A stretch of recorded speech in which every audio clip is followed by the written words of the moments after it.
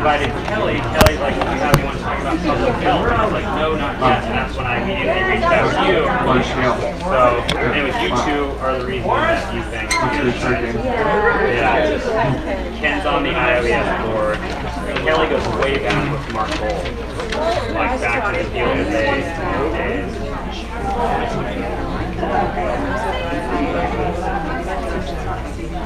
Look good.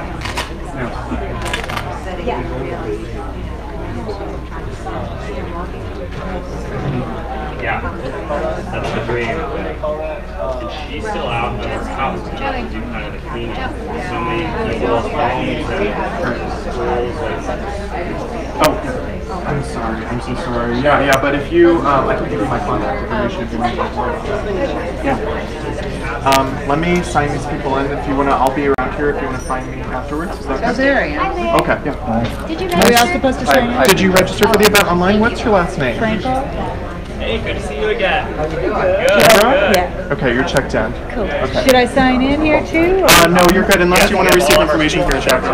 So I will get started here in the next few minutes. Yeah. I don't know. I'm going to get things set up. Could you go stand by the chairs over there? The chair's over on The stage.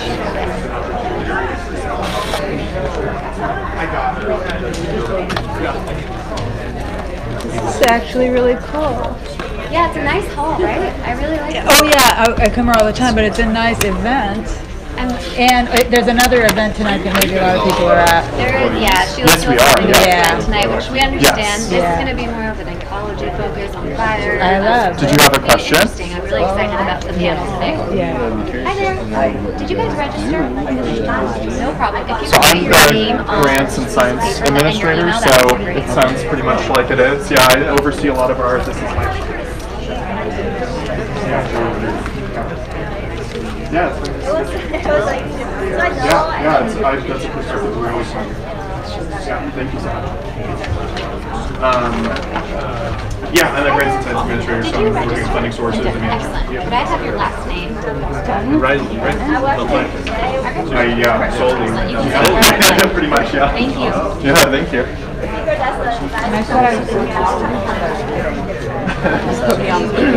So we go over. Have you signed in already? Yes. Okay, wonderful. Thank you.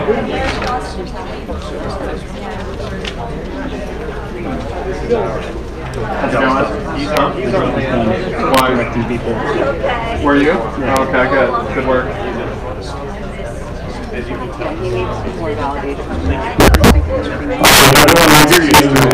Grab a seat. We'll get started here in about 2 minutes. All right, we're going to go find ourselves. Yeah, thank you again. Okay.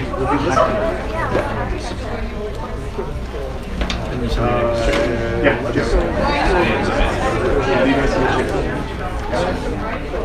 how's it going? Good.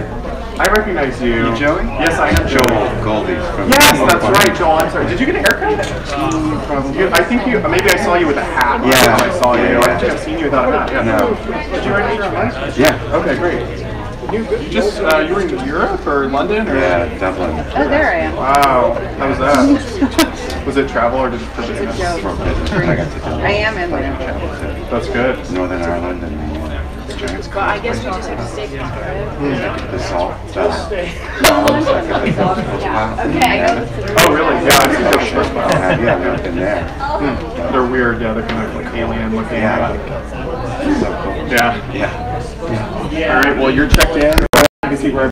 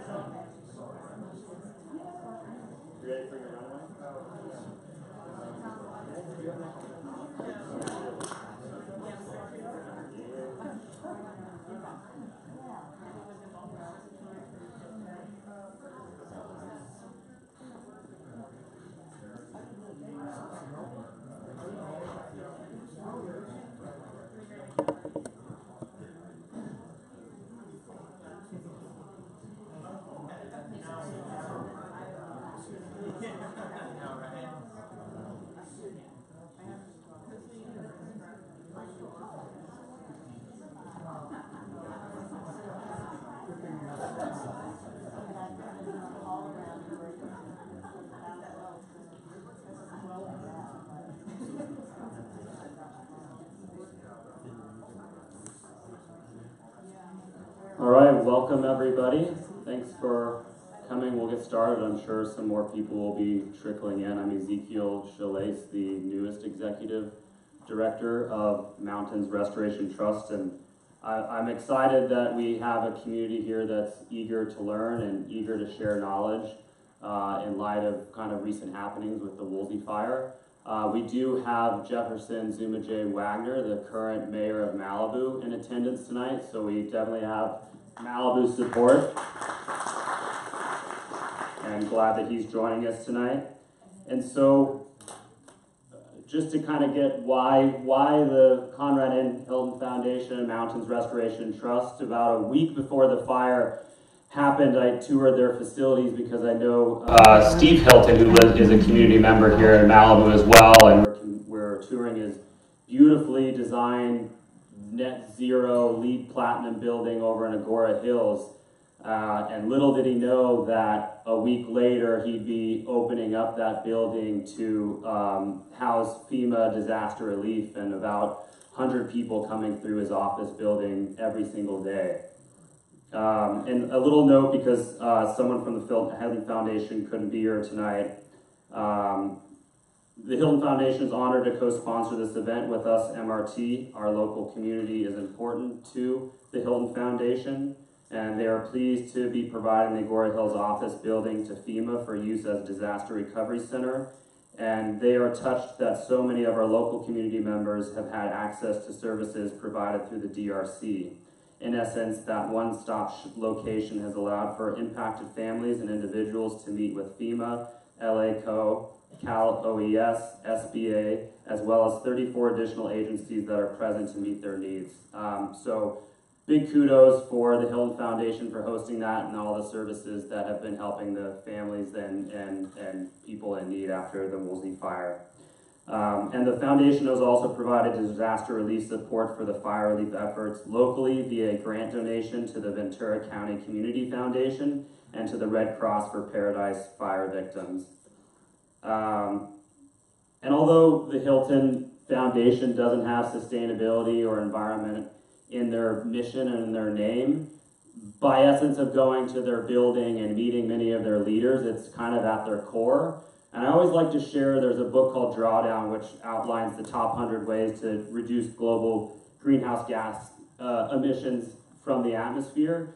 Any way you cut it, one of the top ways to reduce greenhouse gas emissions from this planet is empowering women and girls around the world. And I love sharing that, and I love sharing that with the Hilton Foundation, because that's what they do. They're empowering women, girls, and communities around the globe, and that may have more impact than many environmental organizations that are out there, so I want to give them compliments for what they do. And MRT, so you know, as the only NGO, non-profit land trust for the Santa Monica Mountains, we depend on the community. We are only as good as the community that is involved with us, that are doing our volunteer events with us, that are donating to support what we do, but we've been preserving and restoring the Santa Monica Mountains since 1981. So that's 37 years of restoring several thousand acres across the Santa Monica Mountains. That's a Cold Creek docent program that reaches thousands of kids every single year. And that's a nursery operation that unfortunately recently burned down, that was ran out of State Parks Nursery, that was producing over 3,000 of the plants that we planted throughout the Santa Monica Mountains every year.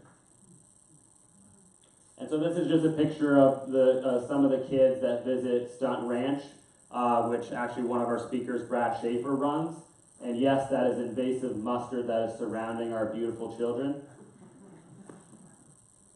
This is our greenhouse operation pre-fire, where community members would come and propagate native plants, and that's tending the soil, collecting the seeds, growing the plants, tending the plants before they make it out into the wild.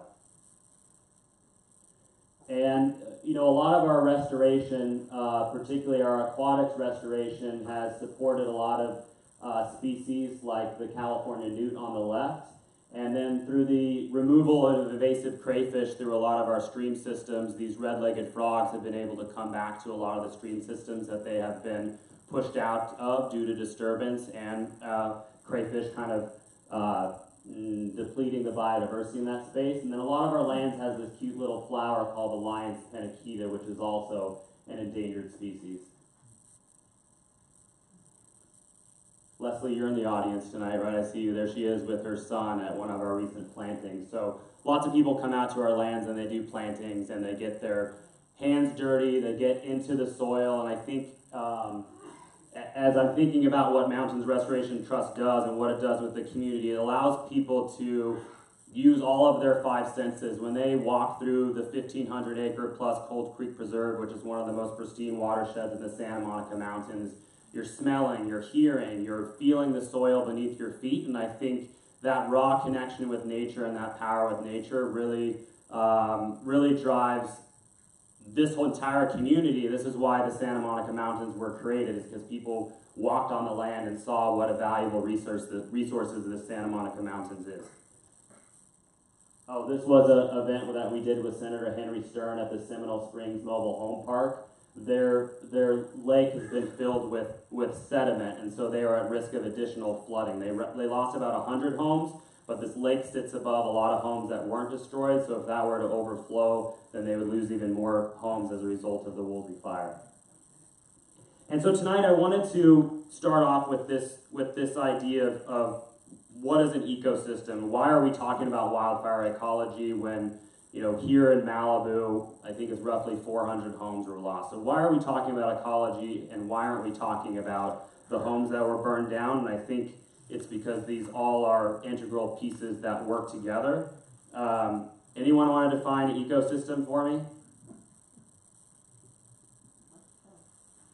Nobody? All right, I'll continue. So this I remember in like kindergarten, like seeing this food web and being like, this is the coolest thing ever. You mean the plants feed the birds, and then the birds feeds another bird, and then an owl eats that, and a fox eats that, and it's all this beautiful system that works together. That really like got me going in kindergarten, got me really thinking how amazing wildlife is. But this is a very simplistic system of what an ecosystem is. Part of that ecosystem is people, right? A lot of people. You have the buildings and you have the cityscapes. You've got the mountains, you've got the water, you've got the ocean, you've got the people surfing in the ocean. And so my point here is it's not this pretty little picture of the foxes and birds, but you have all of these biotic living organisms interacting with abiotic non-living things such as the mountain or the soils and the rock. These are all working together in concert to make us have a healthy or not healthy life, as well as the species that inhabit a particular ecosystem.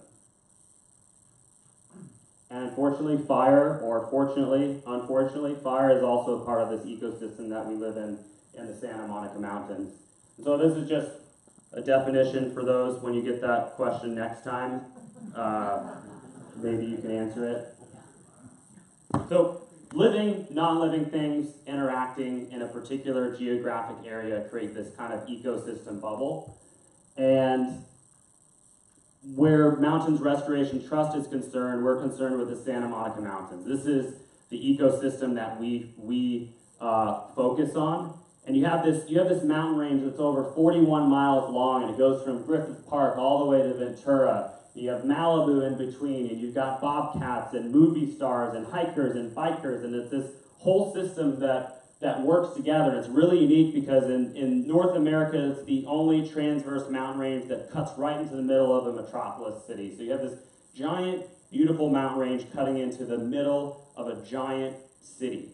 And I think that's really special when you think of it. It's the largest urban park in the world, coupled with one of the most influential cities in the world. So if we can get it right here in Los Angeles, we can have a lot of influence around the world in terms of how do we have a healthy ecosystem that functions for plant species and all people.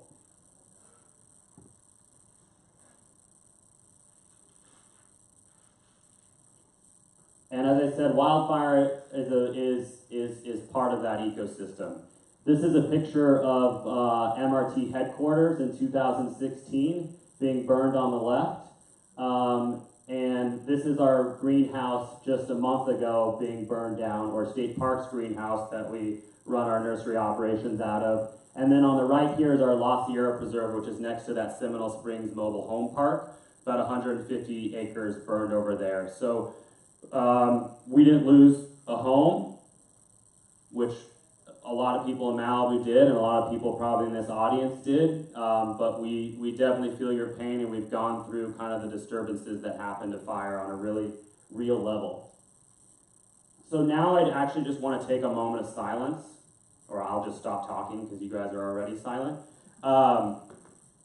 This is a list of fires that have happened that I found from 1929 all the way up to 2007. Right here in our Santa Monica Mountains. And so maybe kind of ponder that and read through it, but I also want to take a moment of silence just to note the people that lost their lives and their homes in this recent fire. So I'm just going to pause for probably about 30 seconds as we just kind of contemplate the loss of life and acres and people losing their homes, because I think it's really important to recognize as we discuss this tonight.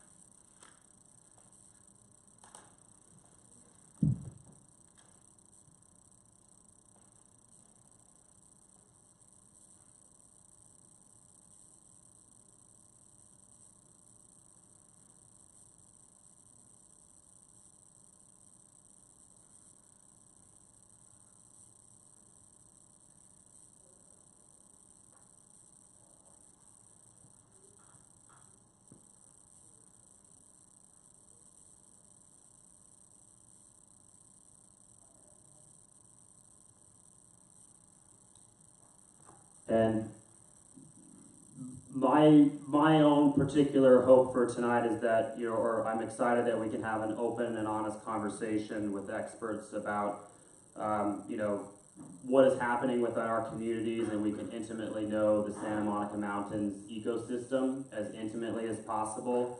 And that's an ecosystem that includes unique to us wildfires that are not like anywhere else in the world. And we can learn how to live more safely with them and not pretend that we can extinguish them from existence. And this,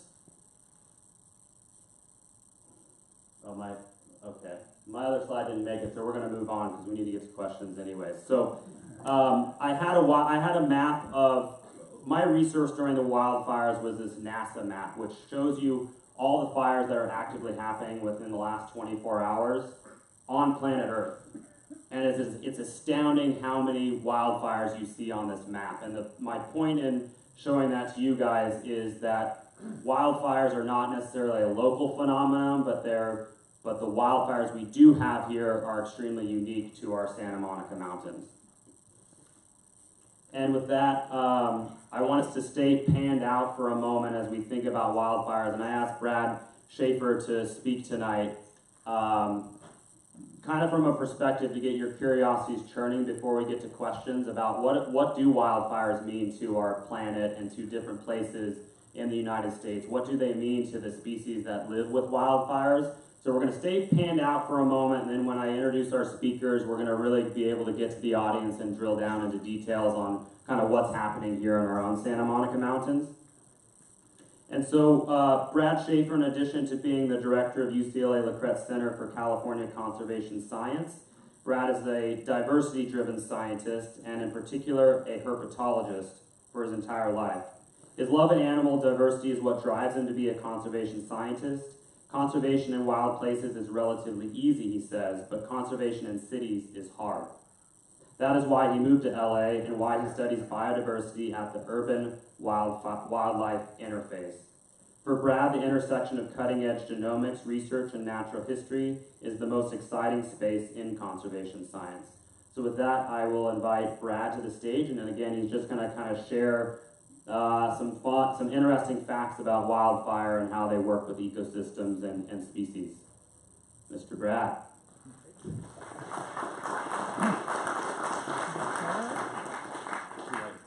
And we've got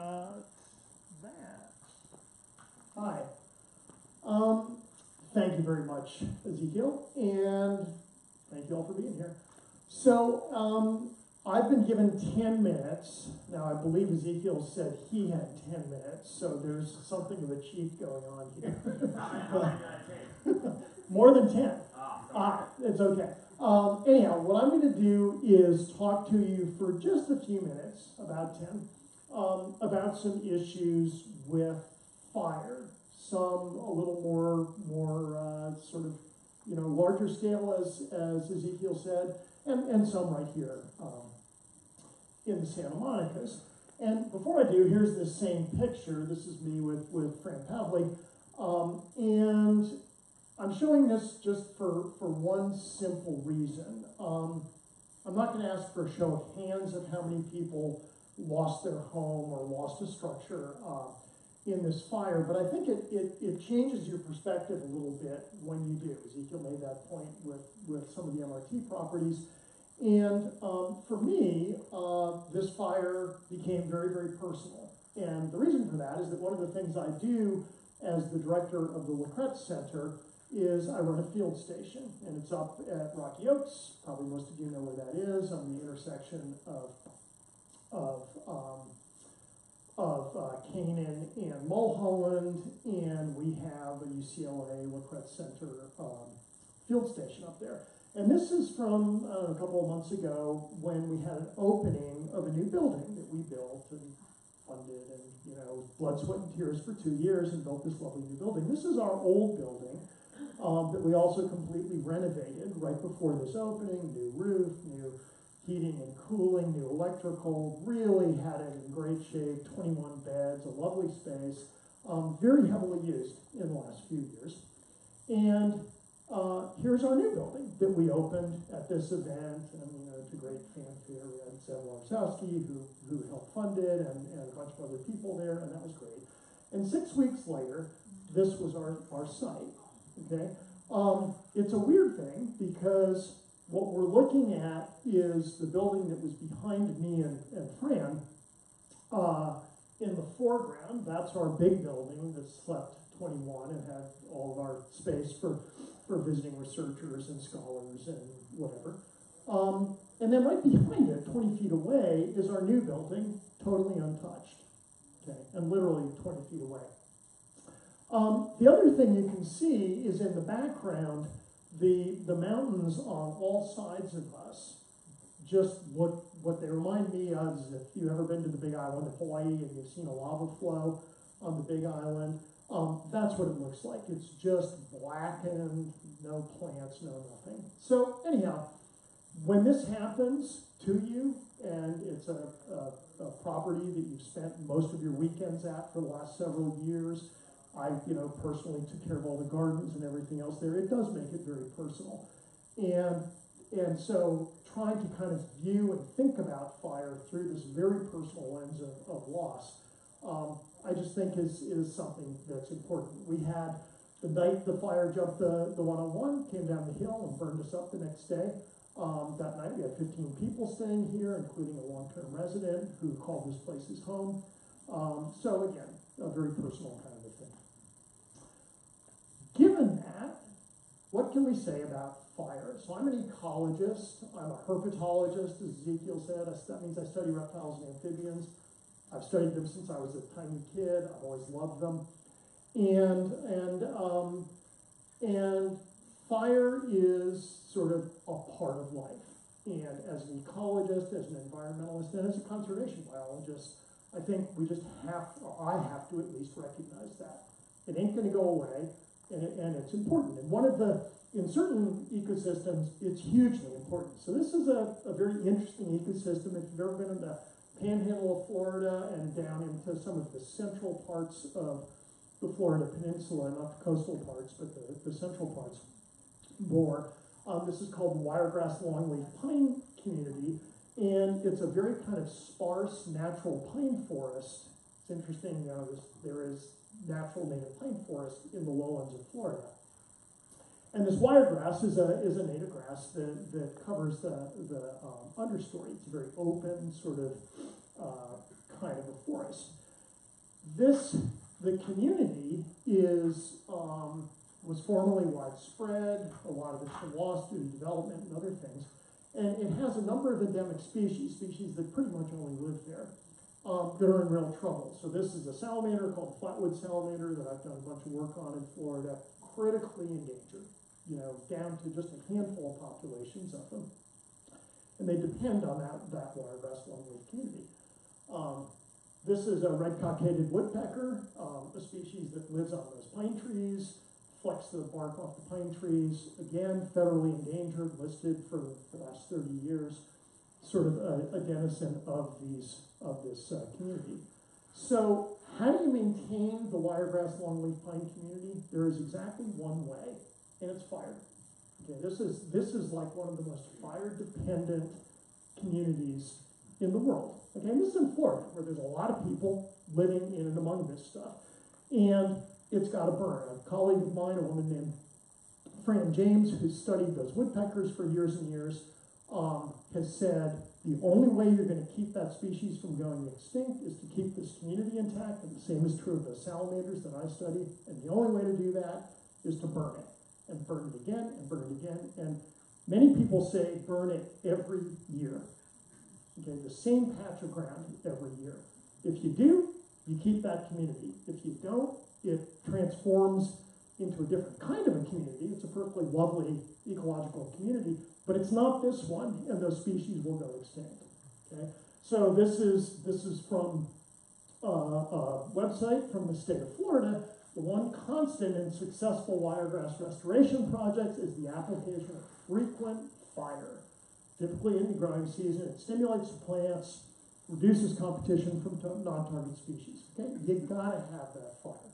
Okay, and I think for all of us who live in and around areas like the Santa Monica Mountains, where we want to be there because we like being in an intact natural community. We like being a part of that community. Hopefully, this is a lesson that we've got to deal with.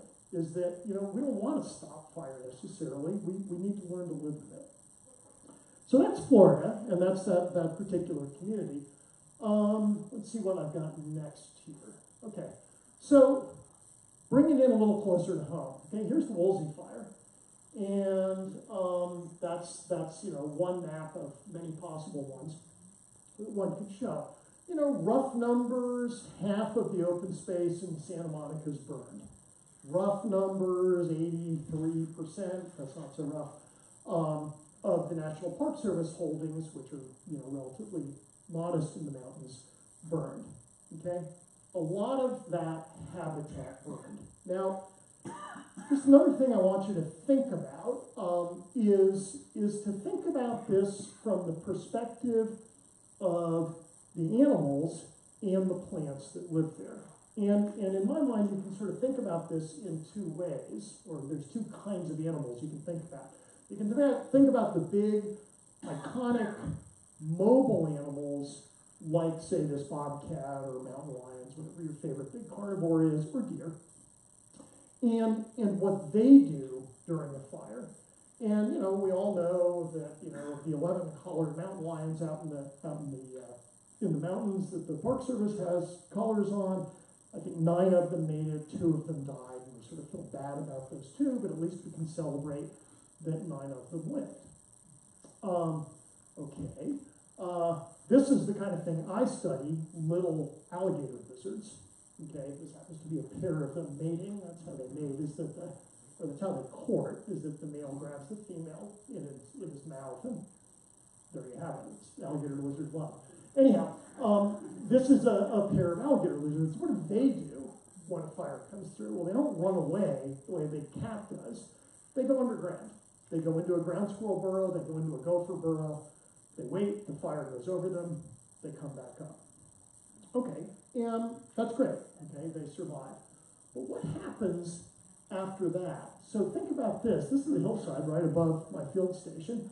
It used to be covered with plants, with live plants, covered with flowers, covered with insects, okay, covered with chaparral. It's all gone. Now, in a year, it might be back, but right now it's gone. And what does that mean for the lizards? Well, they just went underground okay, and they pop back up again, and they're looking for insects. Well, if there's no plants, there's no flowers, there's no insects, there's no food. They lived, but they're not going to live for very long because there's nothing to eat and there's no place to hide. So there's this kind of collateral damage that goes on well after the fire. It's not just the stuff that burns up. Okay, well, what about the bigger animals like the bobcats and the mountain lions? What about those 9 lions? If you think about it, they all ran away and they lived, but they now have half the real estate that they had before to live in, and way more than half of them lived. And that means they're going to be really crowded. And their prey base, which is anything from a rabbit to a deer, it's mostly deer in the Santa Monicas, doesn't have anything to eat. Okay? So they can run away and they can live, but are they just going to starve to death?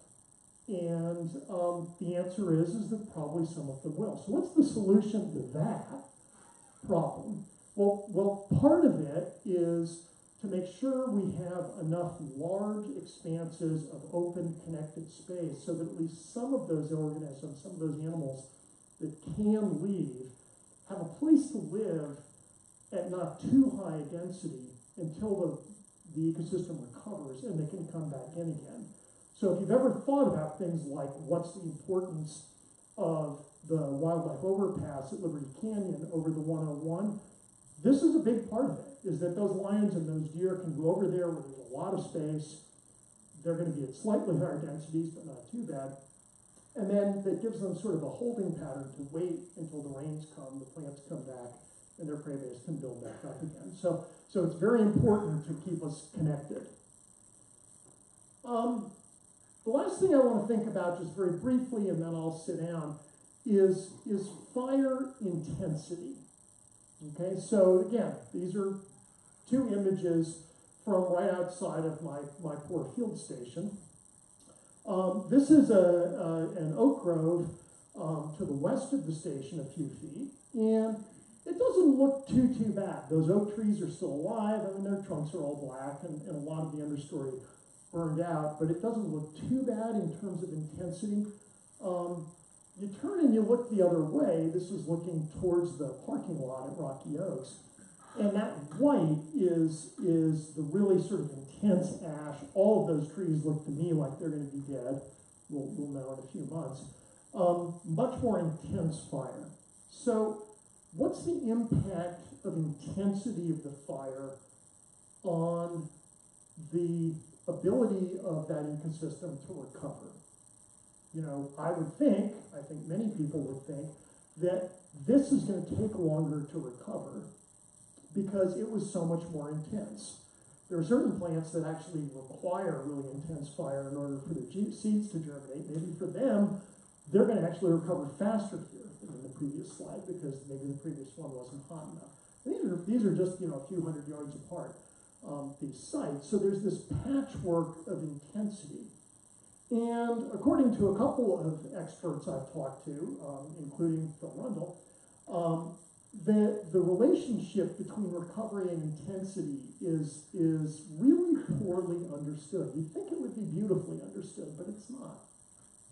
So one of the things we're going to be doing is trying to understand that with the Woolsey fire in our neighborhood so that at least we understand what's the relationship between how intense that fire is and the recovery of it.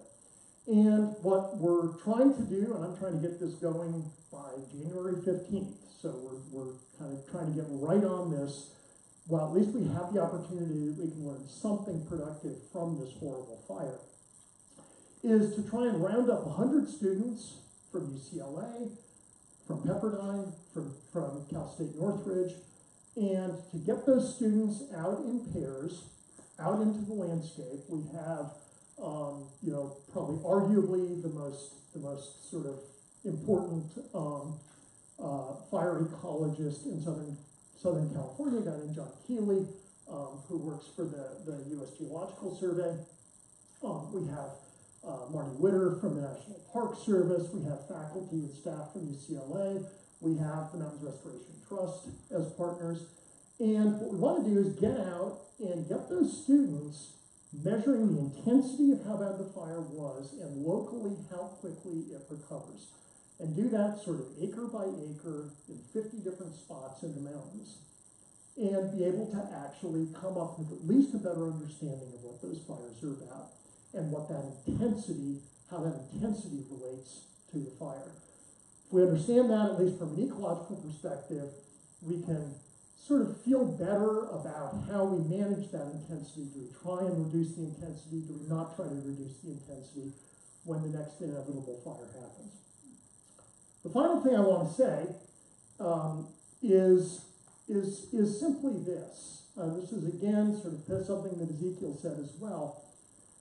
At least in my view, if we want to live in the mountains, if we want to live in the wildland, we want to live there because we want it to be an intact ecosystem, we want it to be an intact community, and we want to be a part of it. And if the way we do that is to say that very natural phenomena can't happen, like we don't want to have mountain lions because they might, they're dangerous, and they are dangerous, okay? But we want to have mountain lions. We like mountain lions, usually. And we enjoy the fact that they move through our yards. And I think in the same way, we've got to be able to figure that out for fire. Rather than saying we've got to stop fire, fire is the enemy, we can't have fire anywhere near us, we've got to have a way to build structures, to come up with technological solutions to those structures so that fire can move across us without it devastating us, without a loss of life, but without treating it as the enemy, because it's a part of the system, and we've got to treat it that way. Okay, thanks very much.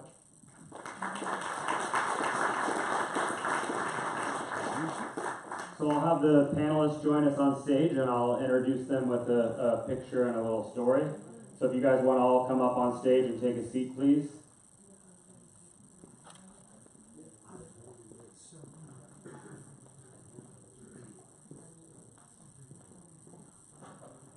Sir, would you tell us your name?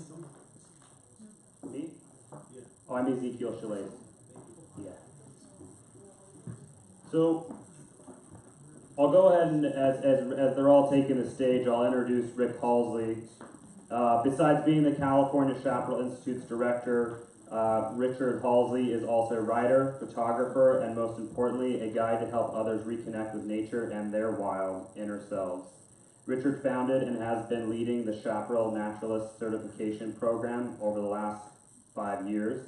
The second edition of his book, which is back there, that I highly recommend, Fire, Chaparral, and Survival in Southern California, was awarded the best nonfiction book by the San Diego Book Awards Association.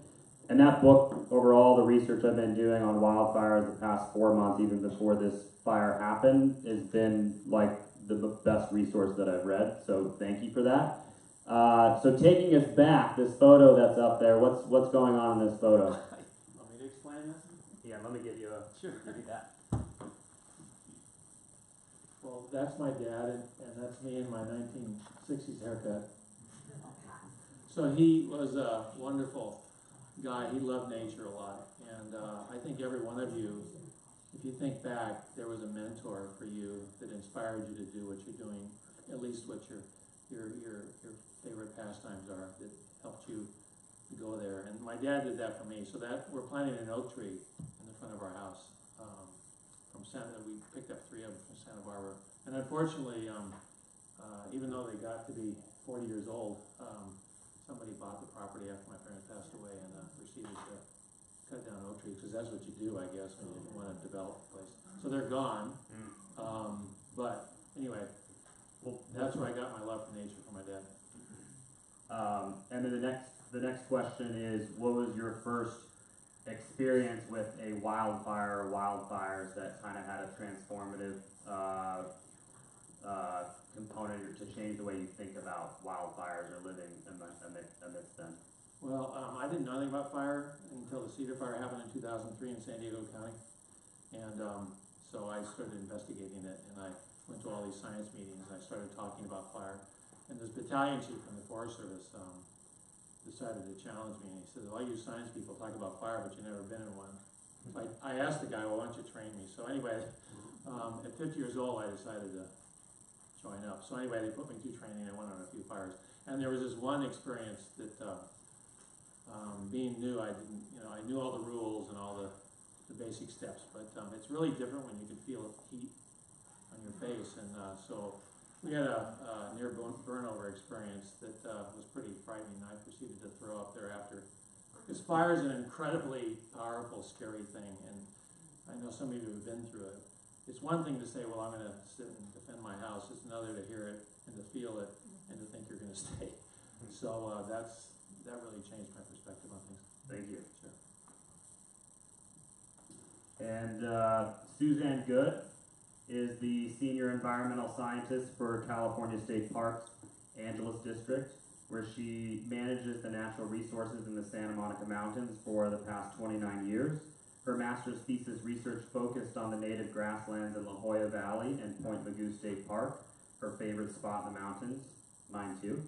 And prior to working with state parks, she conducted chaparral and fire research with the U.S. Forest Service Riverside Fire Lab in the mountains of Southern California, among other things. Suzanne, welcome. And do you want to explain this photo that you provided for us? Yeah, this photo was taken in 1981 after I had done my master's research, and I was hired by state parks to do vegetation, quadrats, plots, established permanent plots in the Jolla Valley. And I am sampling the grassland there, and when you said you wanted a picture of the earliest picture of me in the Santa Monica Mountains, that's the closest one that I had, although I'd been to the Santa Monica Mountains before that. So I'm in my favorite spot looking at Stipa pulchra, which is what I still love to do. Amazing. And your first transformative experience with a wildfire? My first experience with being close to fire was all with prescribed fire. Wildfire, I've been on a number of them. I think this is the 12th named fire that I've experienced in the Santa Monica Mountains since I started working here.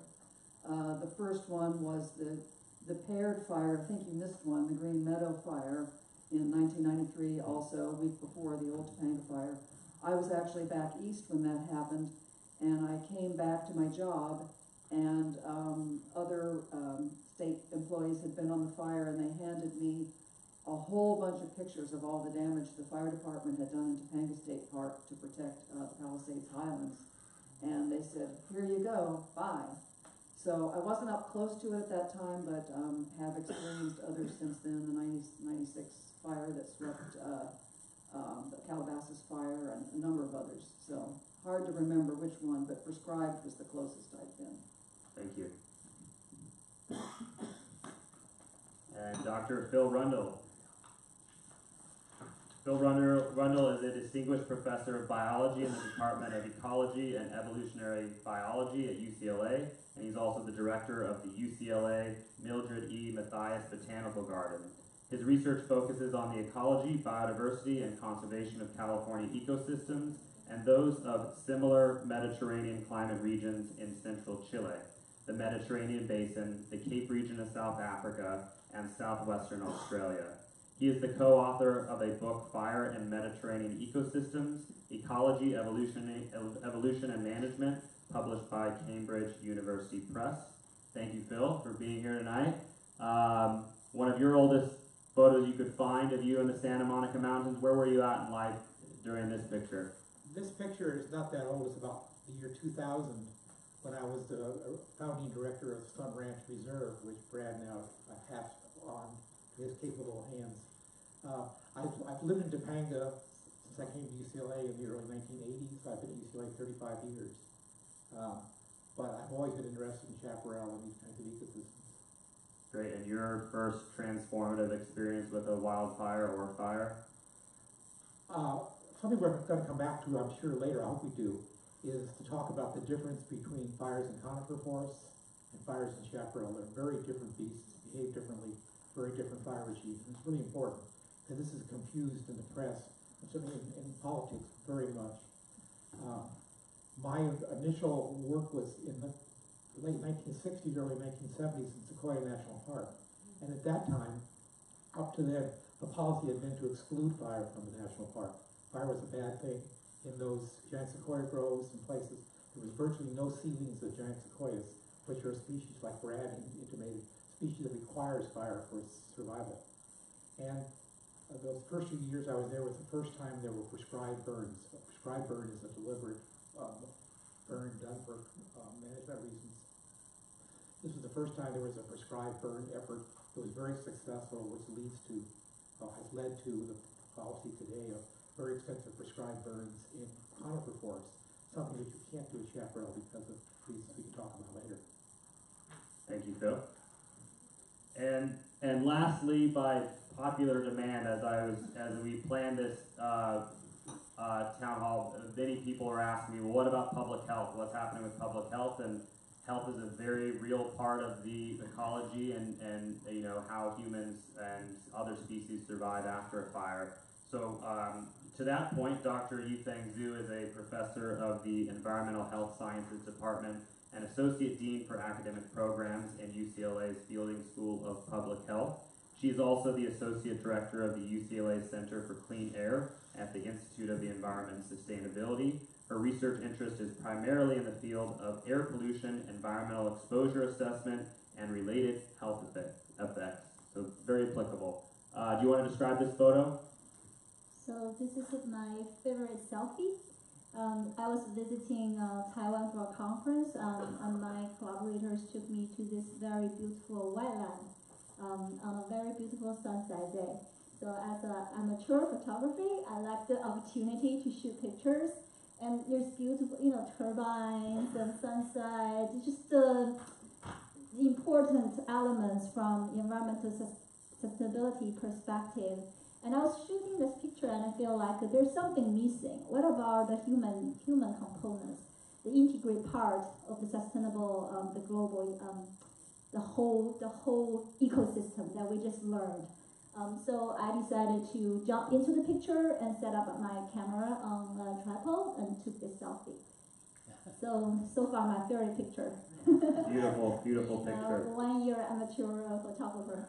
And do you have an experience, a transformative experience with wildfire or fire? So my first experience with wildfire happened in 2005 when I was a postdoc researcher at UCLA. And that time there's a big wildfire in Southern California. And I remember I was very excited because this is an opportunity for us to study the impacts of a wildfire on air pollution. We published a bunch of papers, high impact journals. We got very excited from this first wildfire.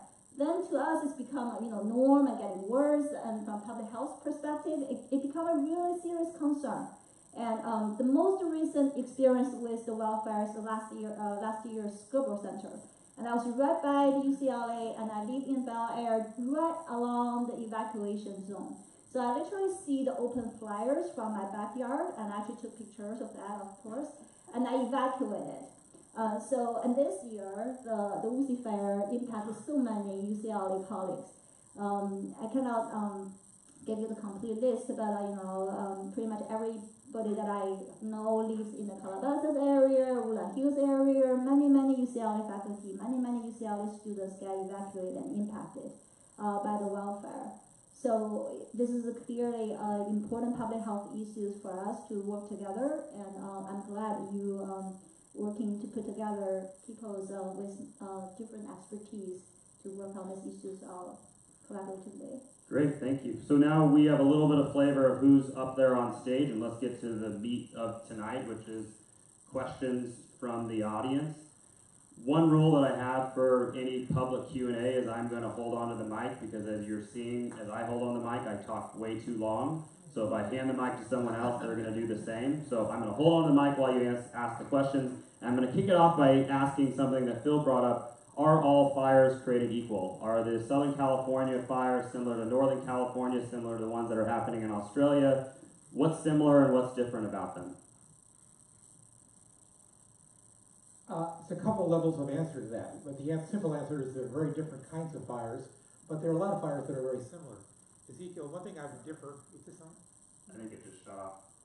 There's a switch on the bottom. Oh, it's on. It's on. Okay, got that. One thing I would differ with what Ezekiel said is that fires are unique in the Santa Monica Mountains unlike any others. And one of my sensible things I do in my research, I work in other Mediterranean climate regions.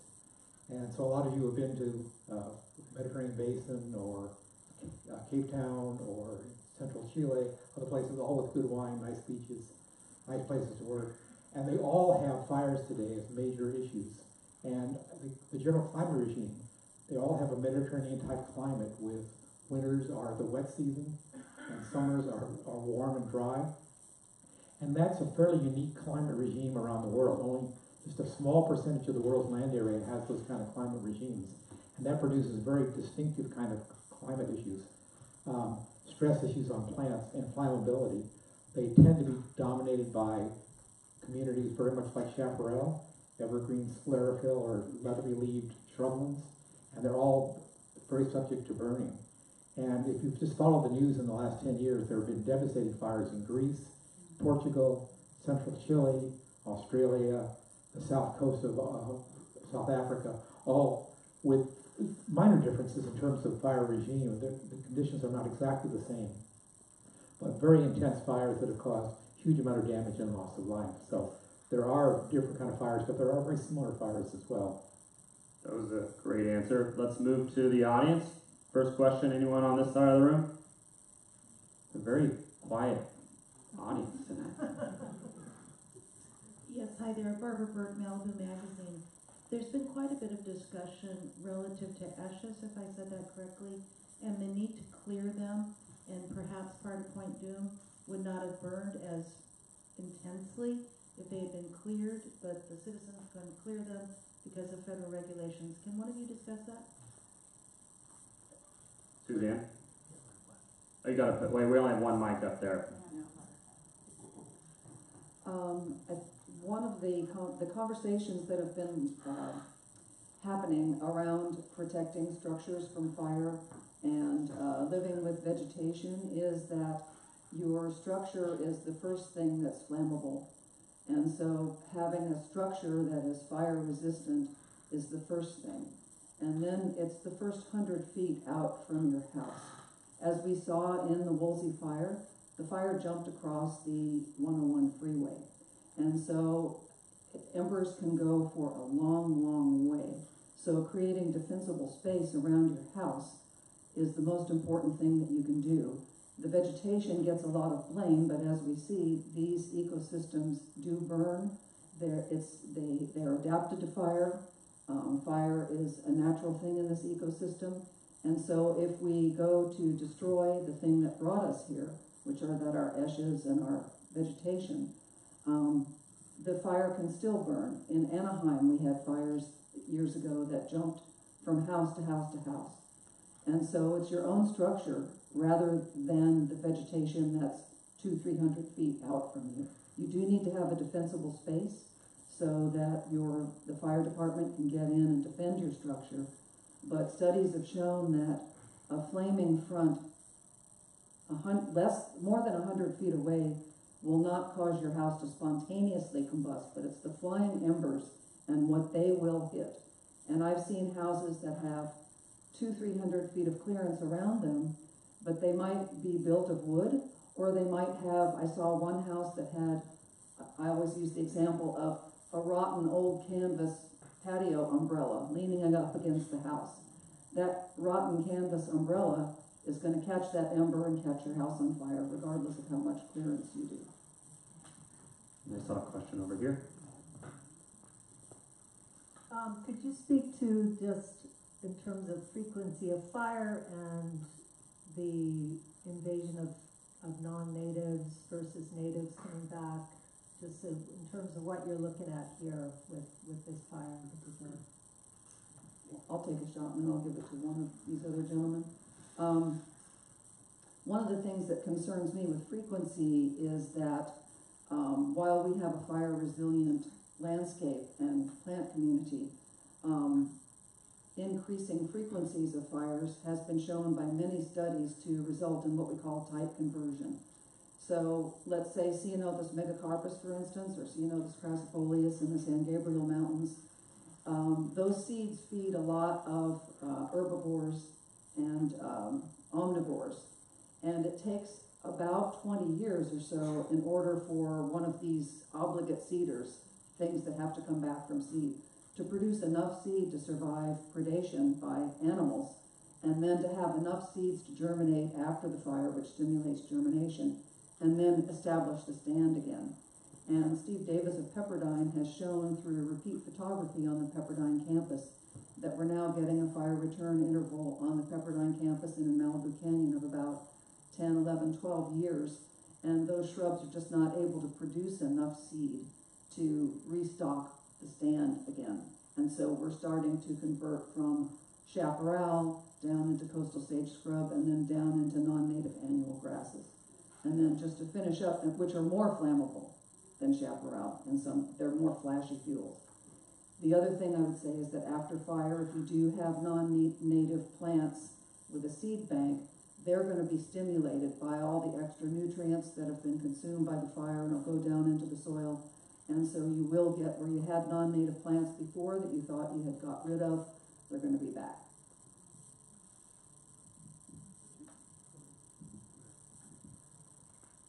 All areas of the Santa Monica Mountains don't have a similar fire history. And if you did a grid over the whole Santa Monica Mountains and looked at when each area burned last, probably before humans came on the scene, the natural fire frequency would have been 75 or 100 years. There's not much ignition here, very rare lightning. But the average age of stands now, the most common age stand, with half the stands being younger and half the stands is older, is 20 years. Way too often to keep the chaparral stands going. The area, as Suzanne mentioned, around Pepperdine has burned 10 or 11 times in the last 100 years. The area behind Pacific Palisades in the highlands there has not burned once in that same length of time. And a lot of it has to do with something else we can get into, is the weather driving conditions. It's not the climate, but the weather, the instantaneous thing of these recent fires with 70-mile-an-hour gusts, low humidity, high temperatures at times. Those really drive fires in a way where they get channeled down, and there's natural fire channels that is something we can talk about in terms of where we build our houses. And Yufeng, you have a comment? Yeah, I'd just like to add a piece from the broader climate perspective. We do have expertise on UCLA campus. Professor Alex Haas' lab have been modeling into the future climate. What they found is if we continue in the way that we're going right now, the incidence of heavy rains and extreme drought will become more serious. So what that means is during the heavy rain seasons, all the fields will grow, and then once that rain season is over, we're going to go through a very lengthy period of drought. Then all those fields become tinkerbox, if you wish. So make it very, very likely to cause large-scale fire. So in the weather predict whether for a particular fire, the intensity and overall climate models predict that the intensity and frequency of the fires in California will be on the rise. And Yufeng, as a follow-up on the health front and greenhouse gas front, the speaker last week shared a fact, and I don't know if you have additional statistics, that the environmental policy that we've taken on in California to reduce greenhouse gas emissions, one fire, the Thomas Fire, put out 5 times the amount of greenhouse gases that were saved through California's environmental greenhouse reduction. So that's a little bit of the clarification goes this way, right? So if you think about the carbon that is stored in the trees, and once they get burned, get into the atmosphere, and eventually they will come back and grow out from, get back to the vegetation. So on the time scale, we're talking about, a couple of decades. In the climate domain, this is actually considered climate neutral, rather than, it's different from burning fossil fuels that has been sort of buried under for millions of years in the past, and then boom, all of a sudden we're burning fossil fuels and we're creating extra emissions for carbon dioxide. It's different from when you burn welfare. There's no doubt there's tons of emissions, so the impact local, regional air quality. From that perspective, it's terrible. But it's not a major climate greenhouse gas contributors of welfare because it's more or less a carbon neutral. Great clarification. Next question from the audience.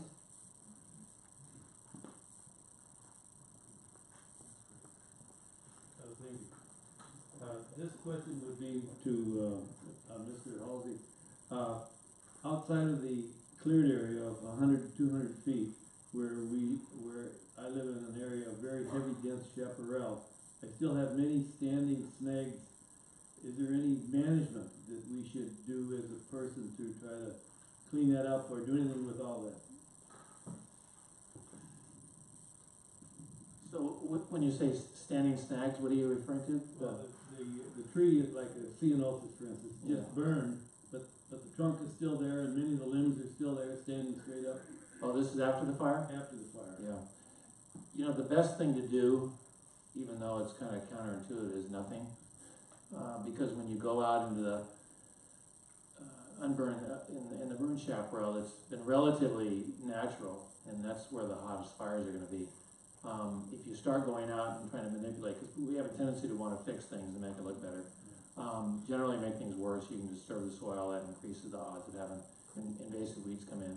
So, there's a psychological component here, huh? You don't want to see all that dead, burned stuff out there anymore because it reminds you of unhappy things. So if that's the case, maybe directly around the house wouldn't be too big of a deal. But in wildland areas, the best approach really is to just leave it alone. And if you've got a flooding issue, sometimes what you have to do is open the front door and the back door and just let it come through, because when you get these storms, there's not a lot we can do, especially like what happened in Montecito. So you just have to prepare for yourself, get some engineers out there to see what risk you have. But other than that, I think you just want to leave it alone. Thank you. Sure.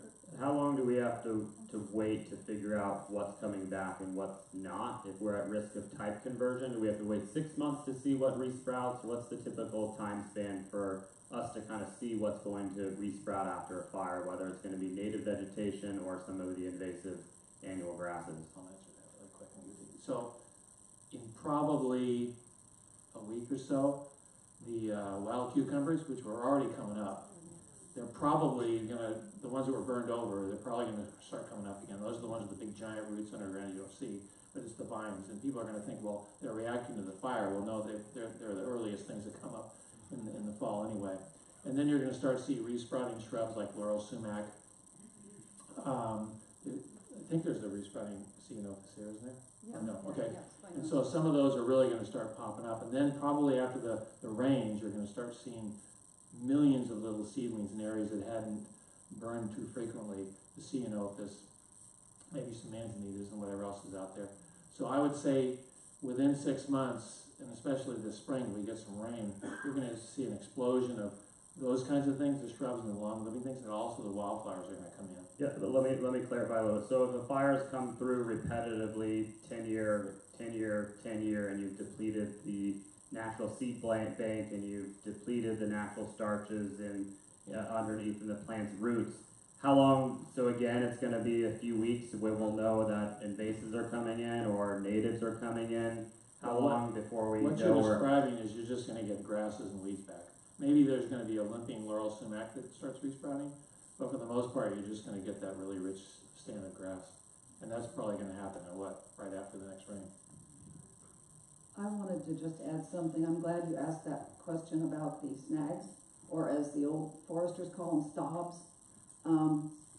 When I give a lecture on fire, I always mention do not remove those because, and I'm glad Rich brought up the cucumber. The first thing that you see coming up is the wild cucumber. I saw some just yesterday and it's really going great. It needs something to climb on. So when that cucumber climbs up on those burnt branches from what has been killed, it's going to provide a moist, shaded microclimate. And those ceanothus seeds that have to come back, the ceanothus that has to come back from seed, is going to have a better chance to reestablish, because that particular species of ceanothus, the big pod, has to get a root down quickly. It might have 400 seedlings in a square meter. Maybe one of them will make it, maybe none. So if you take away that structure for the cucumber to climb on, you're depriving the ceanothus of a place to sprout. And also, those hungry birds that are out there, they need a place to perch so they can catch an insect. So I would say, leave it there.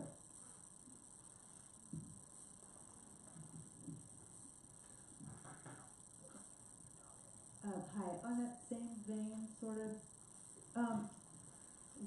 where the house is burned near canyons, it seems like it's really toxic mixed in with the ash there from the home. So wouldn't it be a good idea to remove that? Well, I'm not an expert on that kind of thing, but I mean, homes, yeah, they've got a lot of things that are dangerous there. I've been in a couple fires where, especially in the backcountry, where bullets are flying everywhere because somebody's stash is on fire.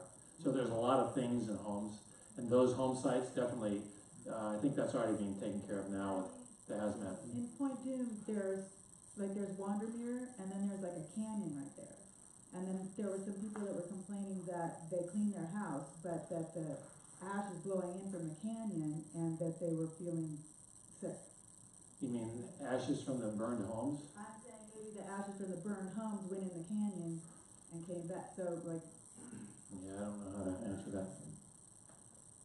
I think that's a question for somebody with more expertise in hazardous materials. If the ash is coming from natural vegetation, it's probably fine.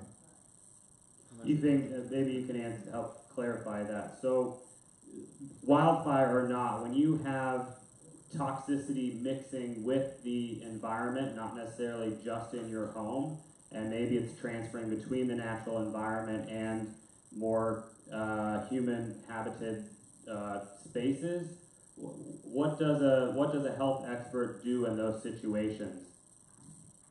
So, when after the wildfire it died off, right, and there are still, I think it takes some time for the ashes and for the residues to continue degas. If you can think about, there are certain components they can partition between the gas and the solid particle phase, and it takes some time for them to, completely get out of the ashes into the air and then get diluted and become to the background. So it takes some time. And it depends on sort of the scale that we're dealing with. If you're thinking about acres of the forest that got burned, and there's a house that you want to move back in the middle of those ashes, I would be very cautious doing that right away, because it just takes time, even though there's no maybe open fires and no open emissions, but just the gassing process will take some time. But if you're thinking about some houses get burned, there are things in the house get burned along the way and get emissions. There may be some toxic materials, some electrics, some metals get burned and get emitted into the air and get transported downwind to someone's house and get penetrated through. So that kind of like a concern. I feel like given the geographic location of these communities, the sea breeze coming from the Pacific should get those emissions diluted fairly quickly. In the atmosphere, we always say the best solution to pollution is dilution. And here, for this particular community, you have good dilution. The ocean sea breeze is your friend. You're gonna get those emissions diluted fairly quickly. So I think it really depends on the situation that we're talking about. So I wouldn't recommend someone move back to the middle of ashes, living in a cabin or living in a house in the middle of ashes. But if you're saying there's a couple of houses burned around my neighborhood, worry about the stuff that's still coming, ashes still coming from those and get impacted, it's probably not going to be a major concern.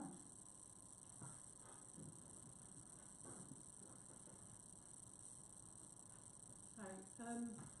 You talked about the intensity of the fires being new, and that they're happening more frequently in 10-year spans as opposed to longer, 30-year, even longer spans. Can you talk about why you think they're more intense and why the span has changed, and what role does arson maybe play in this? because arson happening maybe when it just happens to have the strong wind blowing through, whereas in nature that wouldn't be as likely to happen. And so, you know, and then I have a follow-up question. Well, think about our chaparral, where I mentioned the average fire frequency probably before we came on the scene was very long. The occasional lightning strike was the only source of ignition. There are not a lot of natural ignition possibilities. If you look at the Channel Islands, it's a big deal if Catalina gets a lightning strike and causes a fire. What has happened in recent years, if you think about chaparral, is we're getting more fires and bigger fires for a couple of reasons. One is weather, again, different from climate, but when we get Santa Ana winds in the fall, we get these conditions that are very hard to fight a fire. If you look at the frequency of fire ignitions in Southern California, that midsummer is where people are on vacation, they're mostly human caused. That's the time of the year when the most ignitions occur. But the most area gets burned in the late fall, just like it has recently. And that's when you have Santa Ana winds driving these fires. They're very hard to control. And so, what are the ignition sources? Arson is present, but it's a very minor part of it overall, historically. More recently, a lot of the evidence points to power lines falling down. Power lines blowing down or transformers bursting into flame. Those are the major cause probably of several of our worst fires in recent years. And that brings a political issue of who's responsible. Well, so I have a follow-up question. Let Rick comment.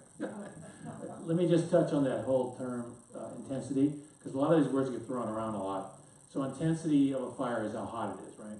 And you hear in the newspaper, you know, the fire was so hot and it melted aluminum. Well, that's what fires do. They're hot, which seems to be a new discovery for much of the press. So the more vegetation you have, the hotter the fire. Chaparral fires, the hotter the better, essentially, ecologically speaking. And the older it is, the hotter it's going to be. So as Phil just explained, because we have more fires, higher frequency, there's less vegetation to burn, essentially.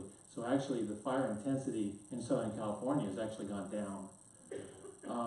Now, you talk about not just intensity, but what's the ecological measure? There's severity, right. So there's ecological fire severity, and that is measuring how much of the above material has been burned off. You know, and so that's more of a forest thing, because in chaparral, it's either there or not. There's not a lot of mix there, even though in some areas, especially where there's grass, you're going to get some spotting, just like you did in the Woolsey fire. So this is contradictory to something that was alluded to by one of the other speakers, where I got the impression you were saying that the intensity is worse for the ecology because it's stronger and more intense now, and there was some allusion to the idea that that was caused by just having climate change issues. Yeah, well, Phil sort of touched on this before. It's really important to know every ecosystem's got its own pattern. And Mediterranean climates have produced these shrubs. And I hope I don't step on any toes here, but I have somebody in an agency that will remain nameless who should have known better, who told me, you know, we really got to get ground fire, low intensity fire back in the chaparral because these fires are too hot. Now just think about that for a minute. You've got these shrubs that are right down here on the ground with little sticks all the way up for 6-7 feet, right? A lot of dead material. How do you get a surface fire in chaparral? And that means fire that's just like flames here. Okay, what kind of fires do you find like that? In forests that are naturally burning every 10 to 15 years. We don't live in a forest, even though the newspapers always talk about forest fires. As we all know in Malibu, what happened here wasn't a forest fire. It was a high-intensity chaparral fire where there was old enough chaparral to have a high-intensity fire, and then it hopscotched around in the grasses. So just to reiterate, fire intensity has not increased in Southern California. Chaparral naturally has very high-intensity fires, and you can't get the proper recovery unless those fires are hot. And what happens when you get these weeds in there, the fires are cooler. And so if there are some seed banks or some things in the soil that really do need to be stimulated by heat, sometimes there's not enough. And so that sort of has a positive feedback effect where eventually you just replace the whole system with weeds. Yeah, and I think maybe a term that would help too is fire intervals. Fire intervals are decreasing, and more than likely due to more humans living within the natural environment being exacerbated by more droughts, or beetles, and the like. So there's definitely additional stressors on the system, and additional drought and is definitely having an additional impact, right? Yeah, this beetle thing really gets to me. Let me touch on it real quick. So what you need to do is go on the CAL FIRE website, okay? And they have a list of the 20 most devastating fires in this state. None of them have to do with dead trees, beetles, or forests. Just think about that for a minute. What do you keep hearing about? What did the legislature do in August? The response to the Tubbs fire and the Thomas fire was to increase logging in the Sierra Nevada 100 miles plus away from where the fires happened. So it's an important point to know exactly what's causing the fires we're having, and it has more to do with people building flammable homes on flammable landscapes. And increasing logging or doing other things that have been suggested, it's just really not very effective. I just wanted to add a little bit about intensity. You can't really characterize a single fire as intense or not intense. It is very much dependent upon the aspect and the slope and the location. I've been throughout the mountains and the whole fire area in Malibu Creek State Park, around where our campground and day use area is. It was a pretty mild intensity there. None of the oak trees burned up into the canopy. Up in the upper reaches of the Oak Rio State Park at Nicholas Flat is a different situation. There's almost no oak tree left up there with any leaves on it whatsoever. And my theory, even though it's a relatively flat terrain like the day use area in Malibu Creek State Park, so my theory is that the fire raced up that mountain from Mulholland Highway all the way up, and it just curled right over that Nicholas Flat and just torched everything, into a moonscape.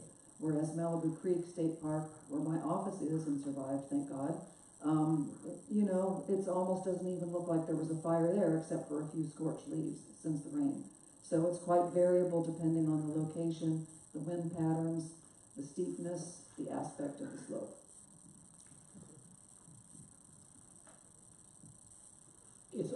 It's very true that the worst fires in terms of loss of life, loss of homes have occurred in the last 10 years, and there's a variety of reasons for that. But the most important reason for that is that we are building homes in places we shouldn't build homes. And part of the problem is that zoning is a locally determined decision, which is subject to a lot of political pressure of where you're allowed to build a house.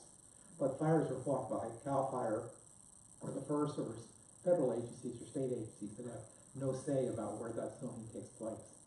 So a lot of things come back to haunt us. Some of you may be aware of the bad fires in Sonoma County last year. That fire was exactly the same route that a fire had occurred 30 years before and 100 years before. And yet they weren't big deals then because there weren't houses to burn.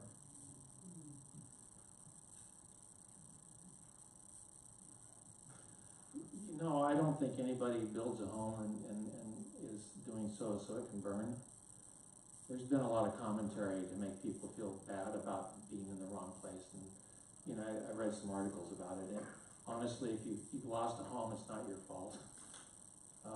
It's because we live in environments we're not really particularly clear about understanding, and we've been told repeatedly to create defensible space.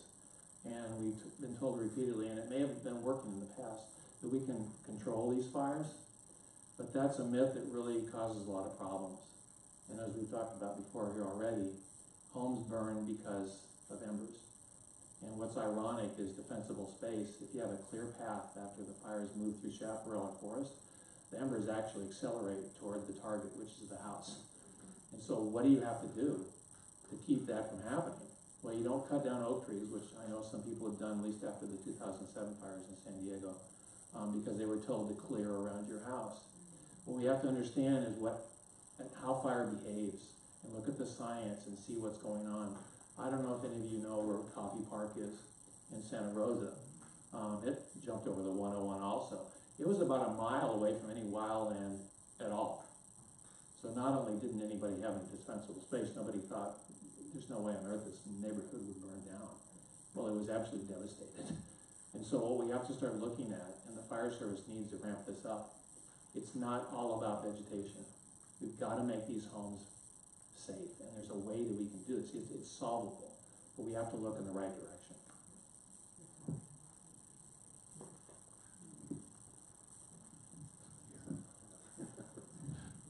Hey guys, I love a lot of what you guys are saying and talking about. It's really great to hear that, and I think it's really important for the people here to hear this. Here, I'll let someone else bring the question maybe of mudslides and the roles of fire and mudslides, if someone else wants to do that. But I have kind of a fun, well, it's not really fun, but it's an interesting question. And with all the talk about, the role that fire plays in the environment and us learning to live with fire, one of our great fire scientists, Smokey Bear, has his saying that he's had for a very long time. So I'm kind of curious if you guys have any thoughts on the transition of Smokey Bear and his saying, because for the most part, a lot of what Smokey does imply is that fire is bad, or it can be interpreted that way. So I'm kind of curious on where you guys think maybe Smokey the Bear and his saying might go in the next couple of years or 10 years from now. And his saying is? Only you can prevent wildfire. I think he actually said forest fire, so we don't even have I forest. think Smokey the Bear has chilled out a lot in recent years.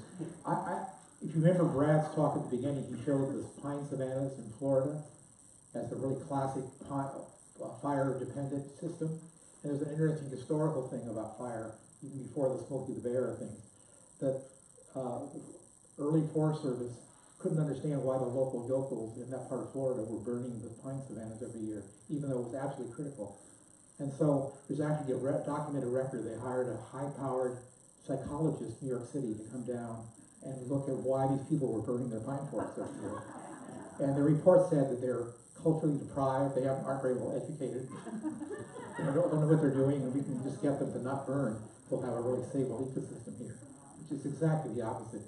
Smokey the Bear came about for a good reason, but it depends what you're talking about. Smokey the Bear for the Sierra Nevada is a different issue than Smokey the Bear for the Rocky Mountains or for eastern forests. So fires have very different kinds of behaviors, fire regimes. So not just the frequency or the intensity, but it's a whole variety of seasonality and things that are important. So we need different species of bears for different areas.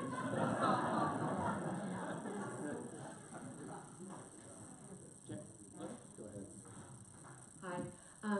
Thank you very much for being here. I've been at several of the meetings regarding the Woolsey fire, and I learned something each time, so thank you for your information. I'd like to know, since I like to work outdoors, and I have lots of friends in the mountain bike and hiking community. One thing that came up at the meeting I went to on Sunday was about the nuclear and rocket fuel site in Simi Valley, Bell Canyon area, and how that fire, the wire came down in that area, and that vegetation that burned and the smoke that traveled, how that will affect our ecology and air quality here, and also the carcinogenic material that's in the burned and charred wood that people still want to hike and ride their bikes through. Yeah, that's a tough question. And I have to say, I haven't really studied that particular issue, and I haven't seen any data or sample tested, collected from that particular site. I think it would probably be a good idea to start collect some samples and run some tests and do some analysis just so that we understand the real impact. But I think generally speaking, if some nuclear waste get burned, there's potential that the nuclear material could become airborne and can be attached to particles and some sort of like contaminants and get transported along the wind paths to downwind communities and deposit onto the soil and get picked up by plants. This is all possible. I think this is all possible pathways could potentially be going on in the environment. And so the health effect that is associated with being exposed to carcinogens, and there's clearly concerns along that line. And I think the real question is what is the exposure level we're talking about, right? So whenever you discuss about toxicity, you cannot go around without knowing the dose that people are exposed to. So I think without seeing the data sample, it's very hard to fully understand at this point what is the level, the scale of impacts associated with that particular issue going on. But I think generally speaking, the air quality right now in the Malibu area, as I said, is get diluted fairly quickly by the clean air coming from the ocean sea breeze. So I checked your current air quality before I came down, and it looks all green to me, and so it wouldn't be a serious concern, at least from the current air quality in the air. But if someone gets, say, deposited on the surface, get picked up, that's a sort of separate issue. Yeah, and in regards to the Santa Susana field site, I know there's been government testing that cleared that there's no hazardous material leaving that from the fire. Now maybe there should be some independent studies done as well. And it's also my understanding that it's with that particular site, it's not necessarily the nuclear waste that's a concern. It's different materials that were used in the rocket launches that, if anything, it's not going to be nuclear material. It's going to be materials that were used in the rocket launch that were left over. Just an additional input there.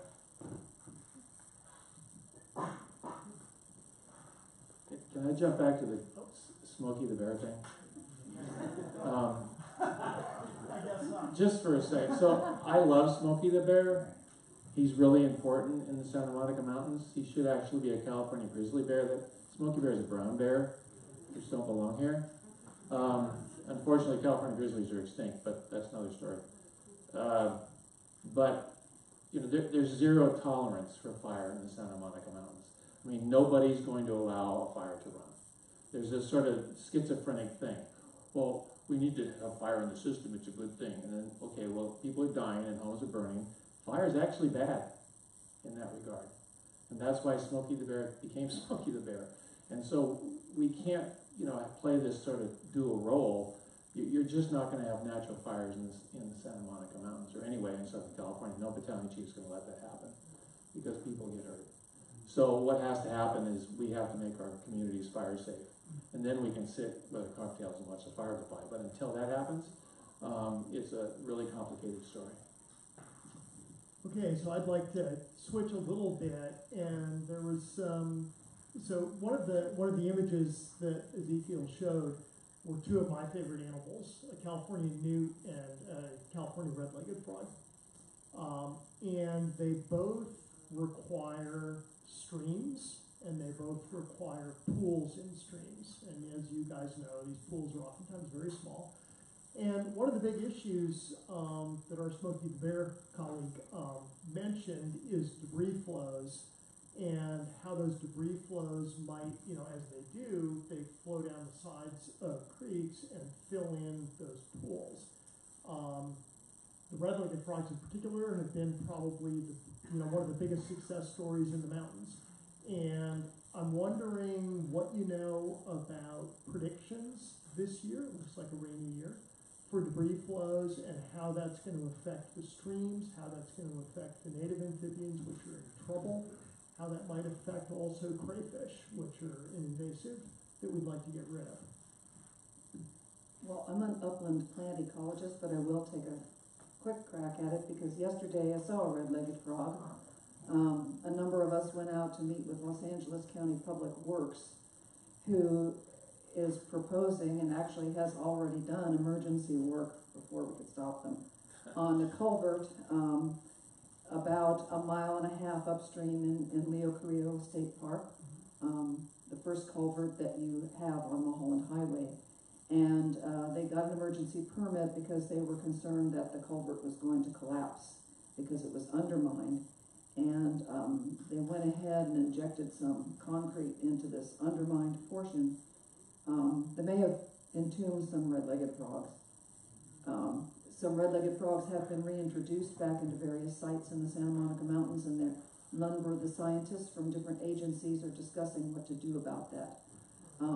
Katie Delaney of the National Park Service, who headed up that effort, was very encouraged to see a red-legged frog in a little puddle of water that was there. And to just sort of finish that idea, we did manage to talk the LA County Public Works into doing a modified project. They want to do additional work, and they're going to have frog monitors there.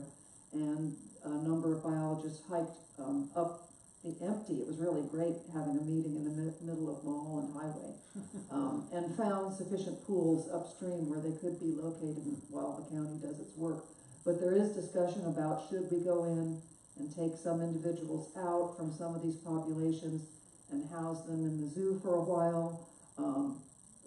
How many should we take if we do take some?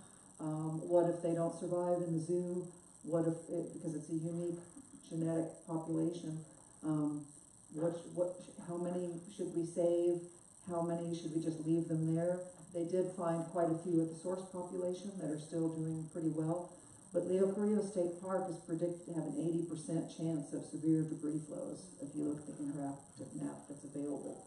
So it is a big concern, and scientists are right now trying to decide what's the threshold. But so far, they're there, and they appear to be okay, and they would prefer not to intervene, but that's definitely a discussion that's occurring. Yeah, no, I know that. What I'm wondering about Sorry. is the debris flows. I know about the amphibians. What Yeah. I'm wondering about is what kind of expertise we might have on predicted debris flows, given this fire. I think it's going to depend upon the weather. And if we do have big debris flows, they're going to wipe out those pools for certain. They're going to fill them in. Anybody else have a comment? So we're going to go about 15 minutes over since we started 15 minutes late. So we have about 10 more minutes, so that equates to a few more questions. I have a question, another question about toxicity. We know that when the chaparral vegetation burns, or any vegetation for that matter burns, we do produce dioxins. The dioxins have certain profiles depending on which species of vegetation burns, which type of vegetation burns. But we don't know a lot about the toxicity that happens, that's left behind when that happens. For example, well, let me get to the point, I guess is the easiest way. And that is, I like to hike, and one of the places I like to hike is in Malibu Creek State Park, which is now closed. There may be a lot of reasons why it's closed, but I'm wondering how safe it is, given the production of toxic chemicals and particular dioxins in many of these areas. Is anybody around testing these things? And if so, what do we know about the dioxins and the safety factors of people hiking in these areas within a short period after a fire? I guess that's simple enough. So as I mentioned, there is a process that some of the toxic gas phases will still continue to be emitted even after the fire itself is over. So that whole degassing process will take some time, and so I don't think it's a good idea to have when acres just get burned. But like, how long does it take for the degassing process to be over? How long does it take for the toxics to get into the air, then get diluted? That I think is a case by case. Is very specific to the species that you mentioned and to the acres and the amount of fields that get burned and particular tracts and so forth. So I'm not aware of particular agency that's sort of like is responsible or in charge of doing such tasks.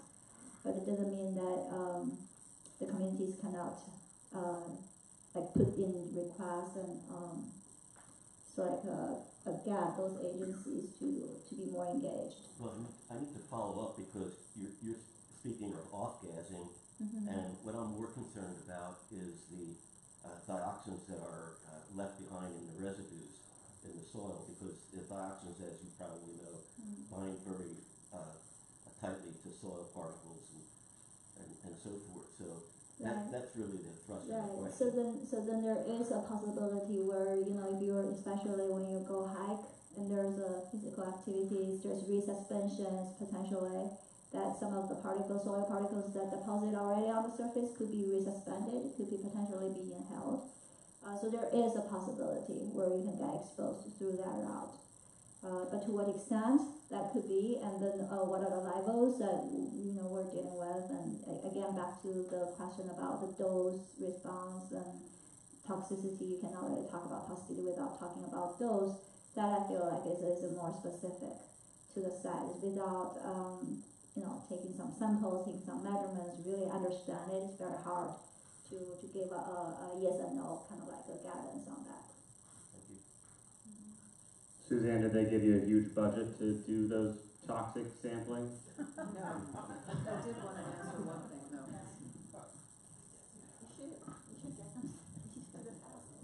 I wish we had a big budget, but I did want to address about Malibu Creek State Park being closed. We lost our maintenance facility, our ranger facility. People have no place to work out of. They're working out of shipping containers right now. We lost every structure at Reagan Ranch, and we do want to open up the park as soon as possible. Right now, we have not even, our trail coordinator is in charge of all of the maintenance staff that have no place to work, simply trying to repair things, get it to where they can work again so that we can open the park. The trails have yet to be completely inspected. We have trees down that it isn't right now a priority to get those out of the way. But my understanding is that as soon as we have the trails inspected and make sure there's no safety issues and that they're properly signed so that people will stay on the trails instead of wandering all over everything, that the park will be opened up again. But I don't have time for it. What is about frost check? I mean, the red fire retardant frost check, right in the report, and it goes into the watershed and how that affects the wildlife and the amphibians, the steelhead trout, I think it's Malibu Canyon, and of course the need for frost check, but what it does to the environment and the ecosystem. It's going to have an impact. It's a fertilizer. So I would expect that one of the impacts will be, could be algal blooms, possibly toxic algal blooms in the streams as this phosphorus washes down into the creeks. And so I think that would be a very good study for some students to do, is to study the water quality in burned and phos-checked watersheds versus comparable unphos-checked watersheds or unburned watersheds. So it could have an impact on fish. Our steelhead in Malibu Canyon are not doing as well as they are in Topanga, which thankfully wasn't burned. But algae can use up oxygen, cause oxygen depletion. So it just depends on how quickly it gets down into the streams. I do remember doing a prescribed burn in La Jolla Valley one time where we didn't have much of an ability to cut a line around where we wanted to burn, and the fire department put a phos-check line around a small burn plot. And that phos-check line came back solid mustard the next year. So you could see some undesirable species blooming and producing more plants as a result. Over here, real quickly, point of clarification. When Boeing bought the old Rocketdyne site, part of the promise was for environmental cleanup. So that is a hazardous material site, and it's designated that by the EPA. So if you want to follow on that, Robert F. Kennedy Jr. has started a program for monitoring that. Yeah, and the point of clarification is that there were no rockets launched out of there. What happens is they tested the engines. They turn the engines upside down and they do the checks with the rocket material going up into the air. And the big contamination issue over there is perchlorates. So we need to understand what the tenacity of perchlorates is getting into groundwater, and that is the biggest concern over there. Additionally, from the perchlorates are some of the strontium materials. So rocket firing is all that went on. It went up in the air. The burned material landed back within the 15 to 20 acres right around the rocket test engine sites, which were buried into the rock areas. So you have rock coverage, and now you have that contamination going into the water table. Real quickly, my question would be, if you could pick out the 4 or 5 most invasive species, if we were able to clear our properties properly. Would that be like the Terracina spurge, the castor bean, or one of the high ones, of course, the yellow mustard?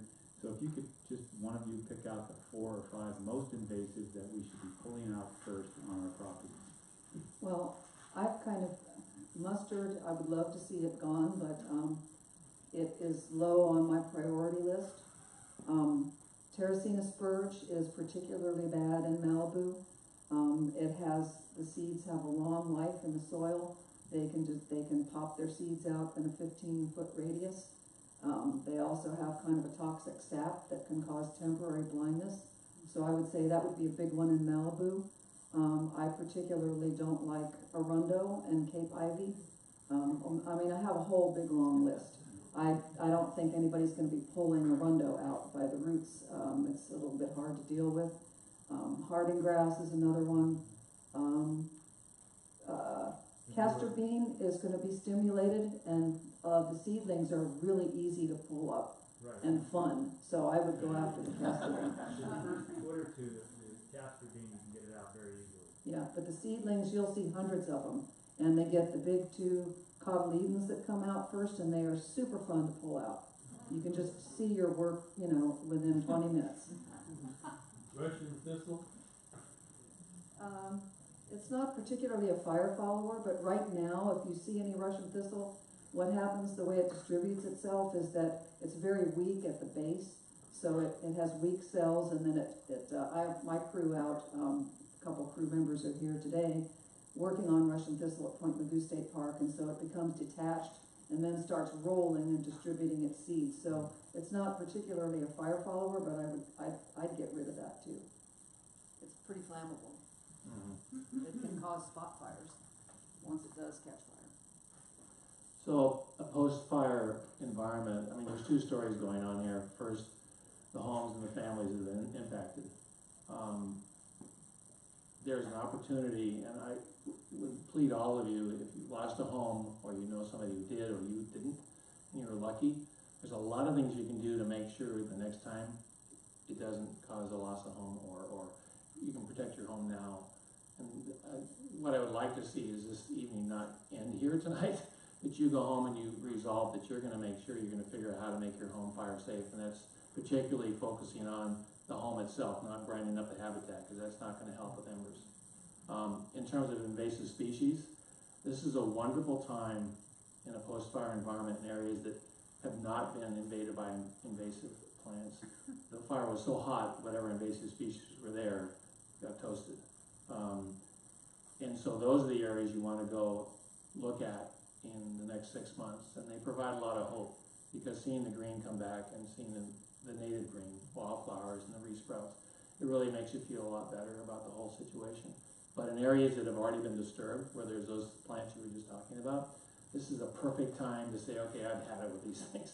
I'm going to make sure they don't come back.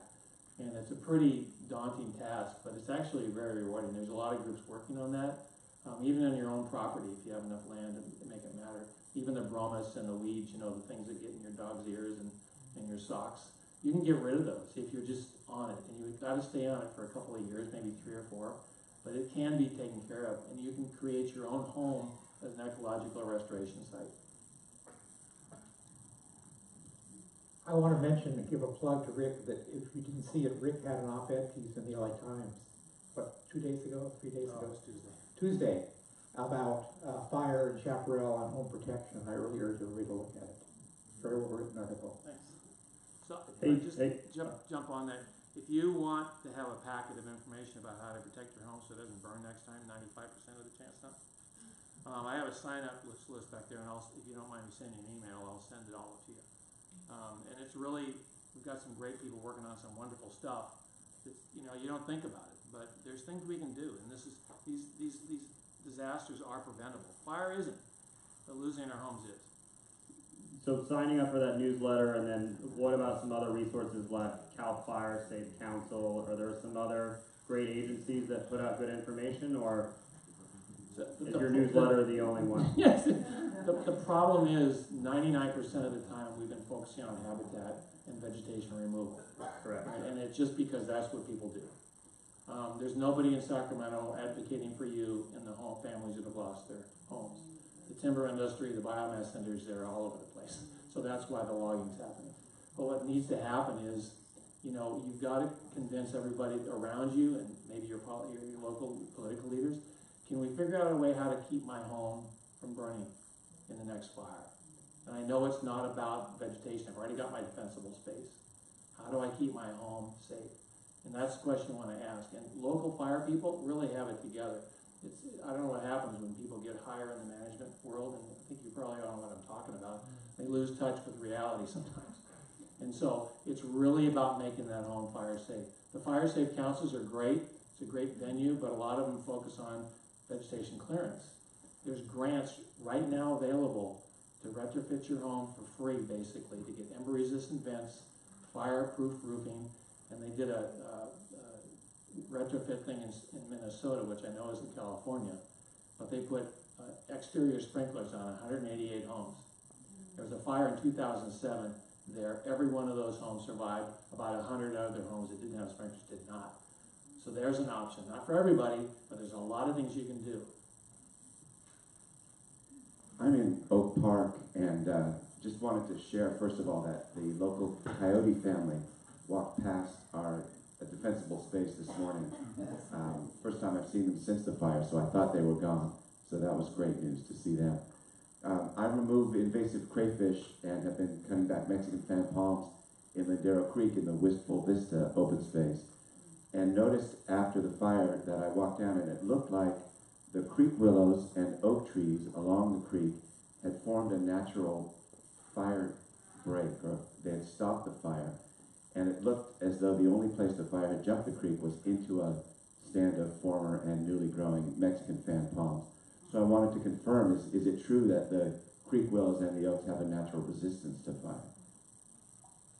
Yes. Oak trees, properly maintained, native vegetation, properly maintained.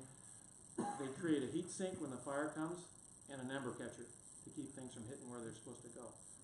It's just counterintuitive because you don't hear that kind of thing. But the worst possible thing you want to do is clear 300 feet around your house. It creates a bowling alley for embers. So you're right. That, you know, and what Suzanne was talking about here, there's areas in the Malibu mountains and Santa Monica Mountains, excuse me, that didn't burn because of the topography and the vegetation type. So it's a complex issue, but you're right.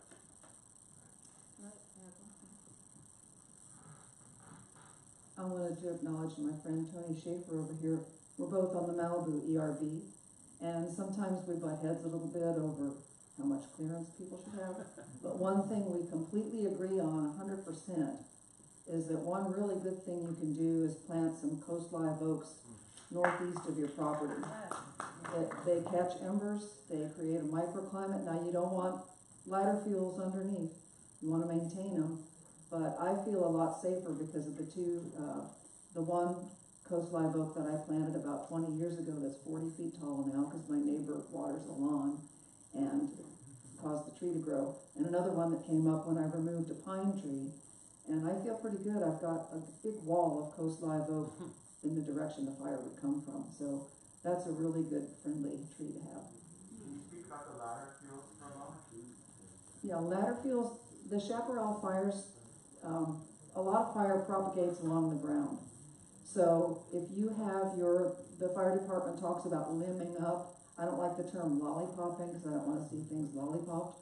But when the fire propagates along the ground and you have dry herbaceous vegetation that's underneath of your tree canopy, those flames will carry up into the canopy of the tree or the chaparral.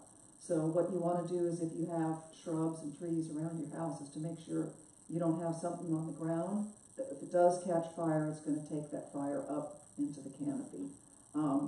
I have a good neighbor of mine that I see sitting in the audience, and we have a mutual neighbor who, when people first move into the mountains, you know, we call them city people or flatlanders or whatever, and the first thing they want to do is start planting all of this stuff that doesn't belong there. And this one particular mutual neighbor that we have had moved into the house and had a steep driveway that goes up lined with non-native pine trees. And the first thing she did was plant bamboo underneath those pine trees. And the fire department hasn't made her take it out. And so it was bad enough to have the pine trees, but then to plant bamboo there, and she's endangering the whole neighborhood. So keep the stuff off the ground in your defensible space, and oaks are good. Yeah, let me just touch on that really quickly.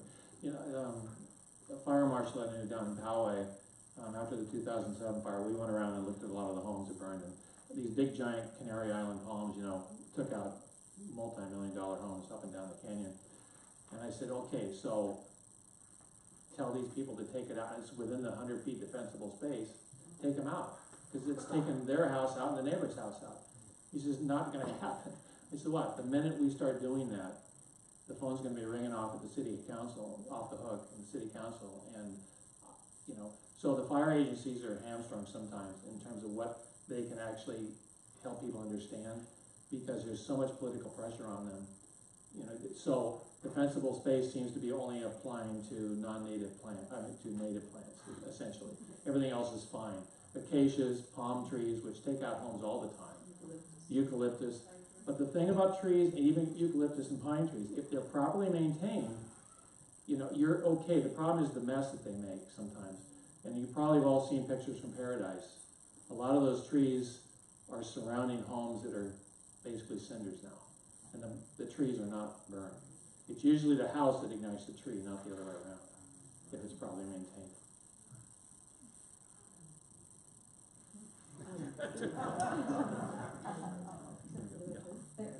Back in the canyon fire, you know, people talk about how much to clear. The First Bank Tower over here, I guess it's First Bank now, in the shopping center across the street, caught on fire from a sailing, burning palm, fan palm frond. Came loose, sailed across, landed, hit the clock tower, caught it on fire. 400 feet, 500 feet from the fire front. Happens all the time. Okay, but next question here, and then I'll go off mine. Back to the toxicity of the dioxins, what is the impact on soil when you're growing food, and how long do you suggest we wait before we grow food in soil that has had ash fall on it?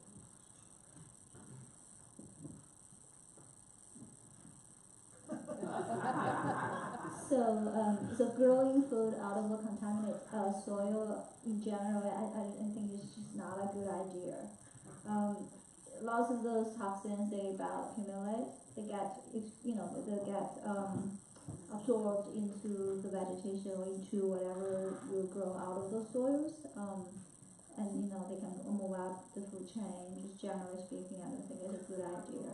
Yeah, I feel like if this is a concern, then the next steps would be collect some soil samples and send it out to a red lab for testing. And just to make sure that the levels there are reasonable and good enough for a health person.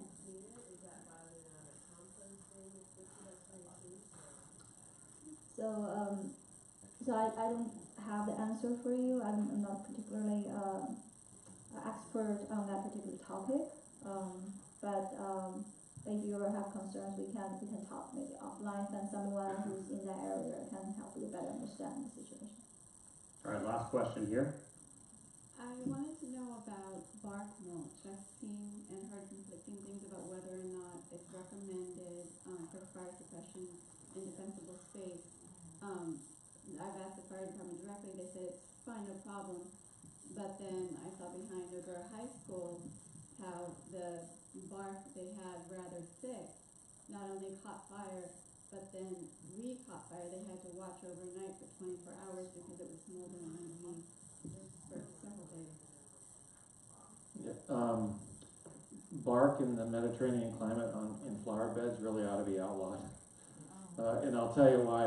Because once embers get in there, they'll smolder and the wind picks up. We had a number of homes burned in the Rancho Santa Fe, very wealthy, huge homes, and they had bark up against their house, and there's this little leaf screen underneath the stucco that goes along the ground there. And we couldn't figure out what was wrong with the paint in these houses because it was all starting to turn dark. Well, the bark had caught fire, and the flames got up into, not the flames, but the tiny little heat got up in between the wall of the stucco and the house, and there was a fire inside that was taking out the house that way. So gorilla, what's that, gorilla hair, that seems to be almost fire retardant. But you just, you know, within the 100-foot defensible space, you just don't want anything flammable.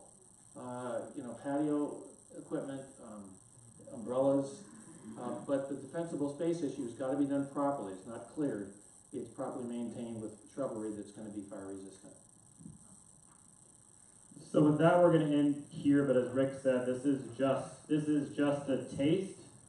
You guys have been hopefully learned something tonight, just the beginning. And these folks that are on this panel and that were on the last panel are very generous with their time. They're passionate about this issue, so I encourage you to contact them and reach out. I have not met most of them before doing this panel, as I was new to MRT, and I reached out and it was an immediate yes from them of yes, I want to talk to the community, and yes, I want to inform them how they can live a little bit more safely amidst fires that are going to be happening over and over. So I want to give you guys our new MRT swag, and if anyone wants to give MRT a donation, at the back you can have your own hat as well. And I was informed that Phil took his from Judith, his wife Judith, the other day, and immediately wore it to the store. So it's a good corduroy hat. And and I'm going to put one more question to the panel to have them earn that hat, and that is fire-wise words of wisdom. And if you say that 5 times fast, I'll buy you dinner tonight. But just a final closing words of wisdom for the audience that you'd like to impart or continue their curiosity around the issue. Who wants to go first? If you love the mountains and love where you're living and you know why you lived here, try to preserve what attracted you to it, but invest in rooftop sprinklers.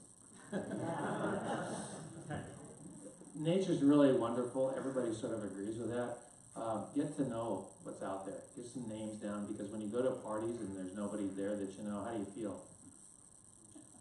Pretty awkward, huh? Yeah, well, when you go out in nature and you don't know any of the plants and animals, it's just awkward. When you start knowing them, guess what happens? You just don't know those, you know what you don't know. And it's a wonderful thing. I don't know how anybody has a good time in this town without knowing what the difference between a male and female chaparral room is. It's something you really ought to know. My take-home message, if you go home and you've kind of forgot what we said, is to read Rick's op-ed again. Well, public health is all about prevention.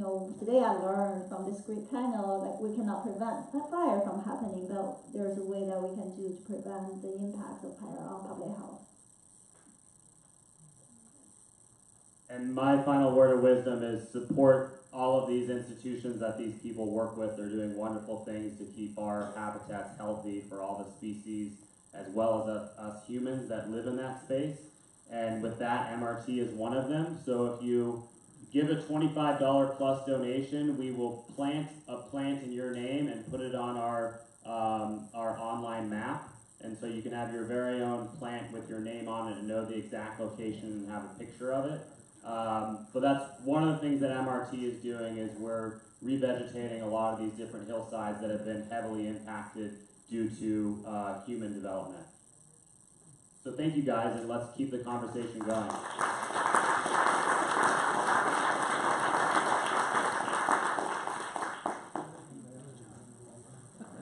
Oh yeah, I always like to put them on the spot. Come up to the stage and ask them some follow-up questions for about 15 minutes. I love that picture. You should show me that one.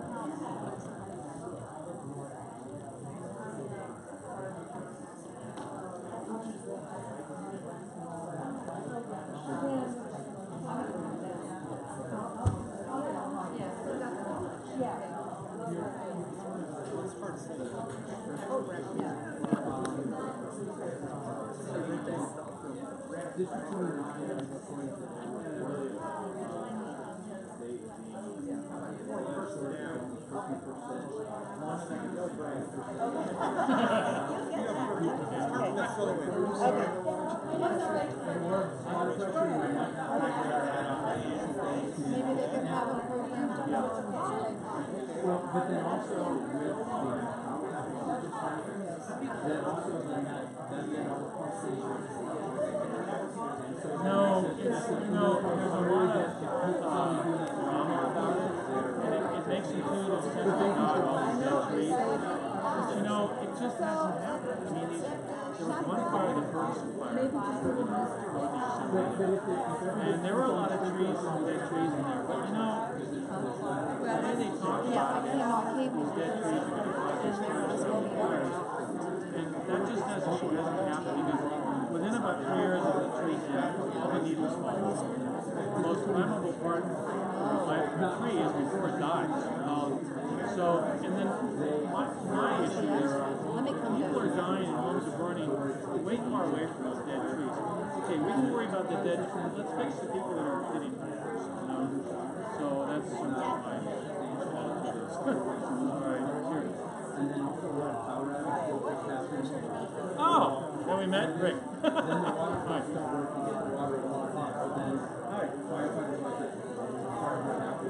Okay. So I think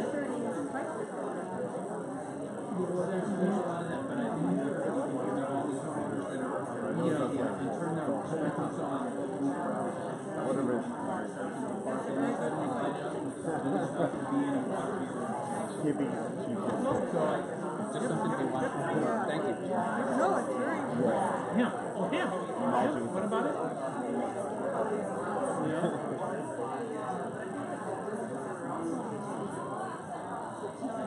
Like stucco kind of stuff? Maybe like a strawberry. I just saw a thing on this yesterday because the Farm Bill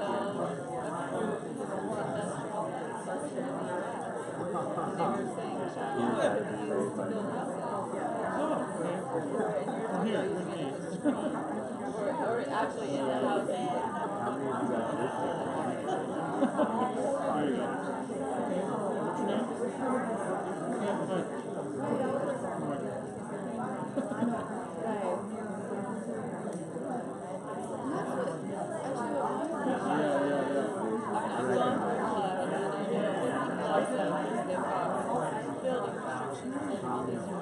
What did you guys I don't see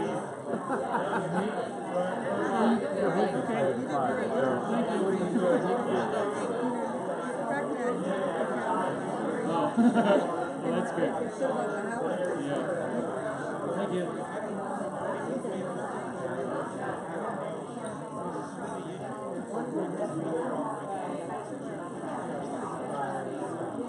Just come down here. I don't. So that's maybe a use for marijuana stuff, huh?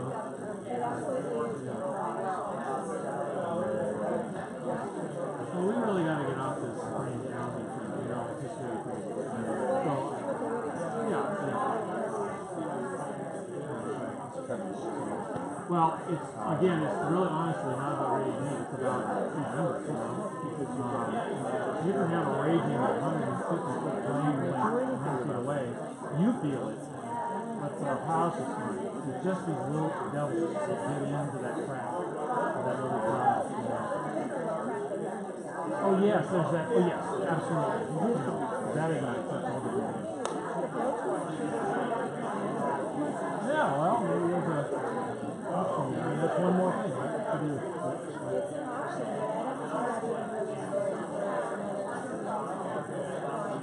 Well, yeah, and, you know, there's going to be a constituency that kind of promotes it, right? your company will introduce everything. What's gorilla hair? It's made out of redwood, surplus redwood stuff. And it's really, it looks like gorilla hair, like orangutan hair. And you put it around, and you can get it from, I don't know, probably some nurseries might have it. Oh, you are? Why? Because they're going to fall or something?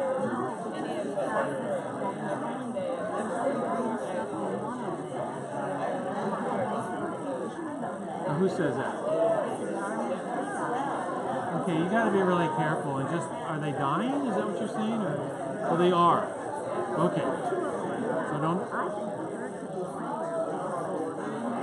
Yeah, well, there's still green on there, absolutely, yeah. Well, having not seen it, I don't know, but I'm just really suspicious of people who want to cut down trees because a lot of times, there's reasons other than your wishes, right? So, and it's an expensive thing. It's not cheap. So you want, first of all, you want to make sure they're dead. And even then, well, then is the green growth up at the top or? Oh my, and he wanted to take all those down? Well, that's ridiculous. I mean, seriously, it's still green, right? Well, yeah, and they're beautiful, and even if it's dead, well, okay, trim it off. Yeah. Well, and even a dead tree, unless it's a hazard, and they do become hazards, right? But even a dead tree, if it's properly kind of maintained, it's a wonderful wildlife habitat. And people don't think that way. It brings all sorts of birds, and cool insects, and everything else. So if it's not a hazard, it's not going to fall on your house or your neighbors, then, leave it alone. And it's not a fire hazard. No. A huge thing, they're not going to... See, this is the thing we think. Yeah, it's not going to... The only thing you have to worry about is it's going to fall on your house,